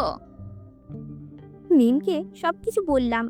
সব শোনার পর ও বলল, এখন কষ্ট পেয়ে কি লাভ? পারভেজ তো আর ফিরে আসবে না। আমরা এমনই, যখন কাছে থাকে তখন তার মূল্য বুঝি না, যখন সে দূরে চলে যায় তখনই তাকে বুঝতে পারি। এখন এভাবে কেঁদে আর কি হবে? যদি ওকে সত্যিই ভালোবাসিস, তাহলে ওর জন্য অপেক্ষা করা ছাড়া আর কোনো পথ নাই তোর কাছে। হ্যাঁ, আমি তাই করব। প্রয়োজনে আমি পারভেজের জন্য সারা জীবন অপেক্ষা করব। ওকে আমি অনেক ভালোবাসি। তা এখন কান্না থামা, চল তোকে বাসায় দিয়ে আসি। জানি না আসমাকে ভুলে থাকতে পারবো কিনা। যতই ওকে ভুলে থাকার চেষ্টা করি, ততই আরো বেশি করে ওকে মনে পড়ে। তো কেমন দেখাচ্ছে কেন বাবা? তোর কি কিছু হয়েছে? না আমার কিছুই হয়নি। আমার কাছে কিছু লুকাস না বাবা। তোকে দেখেই বোঝা যাচ্ছে যে তোর কিছু হয়েছে। আর তুই তো আজকে কলেজ থেকে তাড়াতাড়ি চলে এলি। কিছু হয়ে থাকলে আমাকে বল বাবা। মাকে আসমার সাথে ঘটে যাওয়া সব কিছু বললাম। মেয়েটাকে তো অনেক ভালোবাসিস, তাহলে ওর থেকে দূরে কেন চলে এলি? কি করতাম আমি মা? ওদের আর আমাদের মধ্যে আকাশ পাতাল ব্যবধান। ওর বাবা হয়তো কখনো এই সম্পর্ক মেনে নেবে না। মেনে না নেওয়ারই কথা। কোনো বাবাই চাইবে না তার মেয়েকে কোনো গরিব ছেলের সাথে বিয়ে দিতে। এটা তুই ঠিক বলছিস। হয়তো আসমার বাবা তার মেয়ের সুখের জন্য রাজি হতো। আর তুই কি পারবি আসমাকে বলে থাকতে? তুই ঠিকই কষ্ট পাবি, আর আমরা চাই না তুই কষ্ট পাস। মিম আমাকে বাসায় পৌঁছে দিয়ে গেল। রুমে এসে কান্না করতে লাগলাম। কিছুক্ষণ পর বাবা মা আমার রুমে আসলো। মা, তুই কি অসুস্থ? মিম তোকে বাসায় দিয়ে গেল। এ কি, তুই কান্না কেন করছিস? কি হয়েছে মা, আমাদের বল। ও আমাকে ছেড়ে চলে গেছে মা। আমার নিজের ভুলের জন্য ওকে হারালাম। কার কথা বলছিস তুই? মা বাবাকে পারভেজের ব্যাপারে সব কিছু বললাম। ওই ছেলের এত সাহস যে আমার মেয়েকে কষ্ট দেয়। তুই চিন্তা করিস না মা, পারভেজের সাথেই তোর বিয়ে দেব। তুই শুধু ঠিকানা দে। কিন্তু ও রাজি হবে না বাবা। তা নিয়ে তুই চিন্তা করিস না। আমার মেয়ে কষ্ট পাবে ওই ছেলের জন্য, তা আমি হতে দেব না। বিছানায় শুয়ে আছি, তখনই কে যেন দরজা নক করলো। মা গিয়ে দরজা খুলে দিল। কিছুক্ষণ পর আমাকে ডাক দিল। মা, এই লোকটাকে। আমি আসমার বাবা। আমি জানতে এসেছি তুমি আমার মেয়েকে ছেড়ে কেন চলে এলে। আমি জানি তুমি আসমাকে ভালোবাসো আর ভবিষ্যতেও বাসবে। ওর যোগ্য হয়ে ওর কাছে ফিরে আসবে। মানুষের যোগ্যতা তার চরিত্রে ফুটে ওঠে। আর তুমি যদি আমাকে অন্য 5টা মেয়ের বাবার মতো ভাবো, তাহলে ভুল ভাববে। আমি মোটেও সেরকম নই। আমরা এখন পর্যন্ত আসমার কোনো ইচ্ছা অপূরণ রাখিনি। ও যা চেয়েছে তাই দিয়েছি। ওকে কোনোদিনও কষ্ট পেতে দেইনি। আর আজকে প্রথমবার ও কষ্ট পেল, শুধু তোমার জন্য। দেখো, আমি চাই তুমি আসমাকে বিয়ে করো। তোমার পরিচয় জানার দরকার নেই, আমরা শুধু তোমাকে জানলেই হবে। মাফ করবেন আমাকে। আমি এখন আসমাকে বিয়ে করতে পারবো না। আপনি যতটা সহজভাবে বলে দিলেন, জীবনটা ততটা সহজ নয়। আসমার 1 মাসে যা খরচ, তা হয়তো আমি 6 মাসেও আয় করতে পারি না। আর এখন আমার যা অবস্থা, তাতে আসমাকে বিয়ে করা সম্ভব নয়। তুমি আমার অফিসে কাজ করবে, তাহলে তো আর কোনো সমস্যা থাকলো না। কিন্তু আমি কষ্ট না করে কোনো কিছু পেতে চাই না। কষ্ট না করে পেলে তার কোনো মূল্য থাকে না। আমি আমার যোগ্যতা অনুযায়ী কাজ করব। আচ্ছা, তুমি তোমার যোগ্যতা অনুসারে আমার অফিসে কাজ করবে, পাশাপাশি লেখাপড়া করবে। দেখো বাবা, আসমা তোমাকে ছাড়া বাঁচতে পারবে না। ও খুবই আবেগী একটা মেয়ে। খুব অল্পতেই মানুষকে বিশ্বাস করে ফেলে। ওকে কোনোদিনও এভাবে কাঁদতে দেখিনি, আজকে প্রথমবার দেখলাম। দয়া করে তুমি আপনি আসমাকে আমার সাথে বিয়ের কথা বলবেন না। এটা ওর জন্য সারপ্রাইজ। আচ্ছা ঠিক আছে, তবে আমি চাই তুমি সকালে তোমার দেওয়া বাড়িতে ওঠো। প্লিজ কিছু মনে করো না। আমি এটা দেব না, অফিস থেকে তোমাকে দেওয়া হবে। তার বিনিময়ে মাসিক বেতন থেকে টাকা কেটে রাখা হবে। তোমার বেতন থেকে তোমরা সেই বাড়িতে উঠবা, সেখানেই বিয়ের কার্যক্রম হবে। আচ্ছা ঠিক আছে। তাহলে আমি এখন চলি, কালকেই তোমাদের বিয়ে হবে। বাবা, পারভেজ কি বললো? ও রাজি হয়নি মা। আমি জেদ করে তোর বিয়ে অন্য এক জায়গায় ঠিক করে ফেলেছি। এটা কি হয়ে গেল? তুই যদি এই বিয়ে না করিস তাহলে আমার মরা মুখ দেখবি। কথাটা আমি বলে গেলাম, মনে রাখিস। এটা কি হয়ে গেল? আমি পারভেজকে ছাড়া অন্য কাউকে কি করে বিয়ে করব? ও তো আমাকে বলেছিল যে আমার কাছে ফিরে আসবে, কিন্তু এই বিয়ে না করলে বাবা আত্মহত্যা করবে, আর আমি তা কিছুতেই হতে দেব না। প্রয়োজনে বাবার জন্য নিজের ভালোবাসা বিসর্জন দেব। আজকে আমার বিয়ে, কিন্তু আমার তাতে কোনো খেয়াল নেই। আমি শুধু পারভেজের কথা ভেবেই চলেছি। কার সাথে আমার বিয়ে হচ্ছে তা জানারও ইচ্ছে নেই। কবুল বলার সময় বারবার চোখের সামনে পারভেজের মুখটা ভেসে উঠল। তখনই বাবার কথা মনে পড়ে গেল। তারপর কবুল বলে দিলাম। বাসর ঘরে বসে আছি, শুনেছি এই দিনটা নাকি মেয়েদের জীবনের শ্রেষ্ঠ রাত, কিন্তু আমার কাছে আজাবের মতন মনে হচ্ছে। কিছুক্ষণ পর কেউ একজন বাসর ঘরে প্রবেশ করলো, তারপর বলল, শুনেছি বাসর ঘরে স্বামী আসলে তাকে সালাম দিতে হয়, কিন্তু আপনি তা জানেন না মনে হচ্ছে। দেখুন, আপনাকে আমি স্বামী হিসেবে মানতে পারবো না। আমি অন্য একজনকে ভালোবাসি, বাবার জন্য বিয়েটা করেছি। আপনি বললেই তো আর হবে না। আপনি আমার বউ, আপনার উপর আমার অধিকার আছে, আর আমি আমার অধিকার আদায় করেই ছাড়বো। দেখুন, ভালো হবে না কিন্তু। যখনই সামনে তাকালাম আমি অবাক পারভেজকে দেখে। তুমি আমাকে অনেক কষ্ট দিয়েছো, তাই তোমাকে তার শাস্তি দিলাম। তুমি জানো আমি কতটা কষ্ট পেয়েছি? আর কখনো কষ্ট দিব না। তোমাকে অনেক ভালোবাসবো। আমি খুবই দুঃখিত তোমাকে অপমান করার জন্য। দয়া করে আমাকে মাফ করে দাও। এসব কথা এখন বাদ দাও। রাজ্যে ফুরিয়ে যাচ্ছে, বাসর করব কখন? আজকে কোনো বাসর হবে না। কেন? তুমি আমাকে কষ্ট দিয়েছো তাই। তুমি বললেই তো আর আমি মানবো না। আমি আমার অধিকার ঠিকই বুঝে নিব। এটা বলেই আসমাকে জড়িয়ে ধরলাম। এই সবাই দেখছে তো, লাইট বন্ধ করো। লাইট বন্ধ করে আসমাকে নিয়ে সুখের সাগর পাড়ি দিতে গেলাম। সবাই দোয়া করবেন। সমাপ্ত।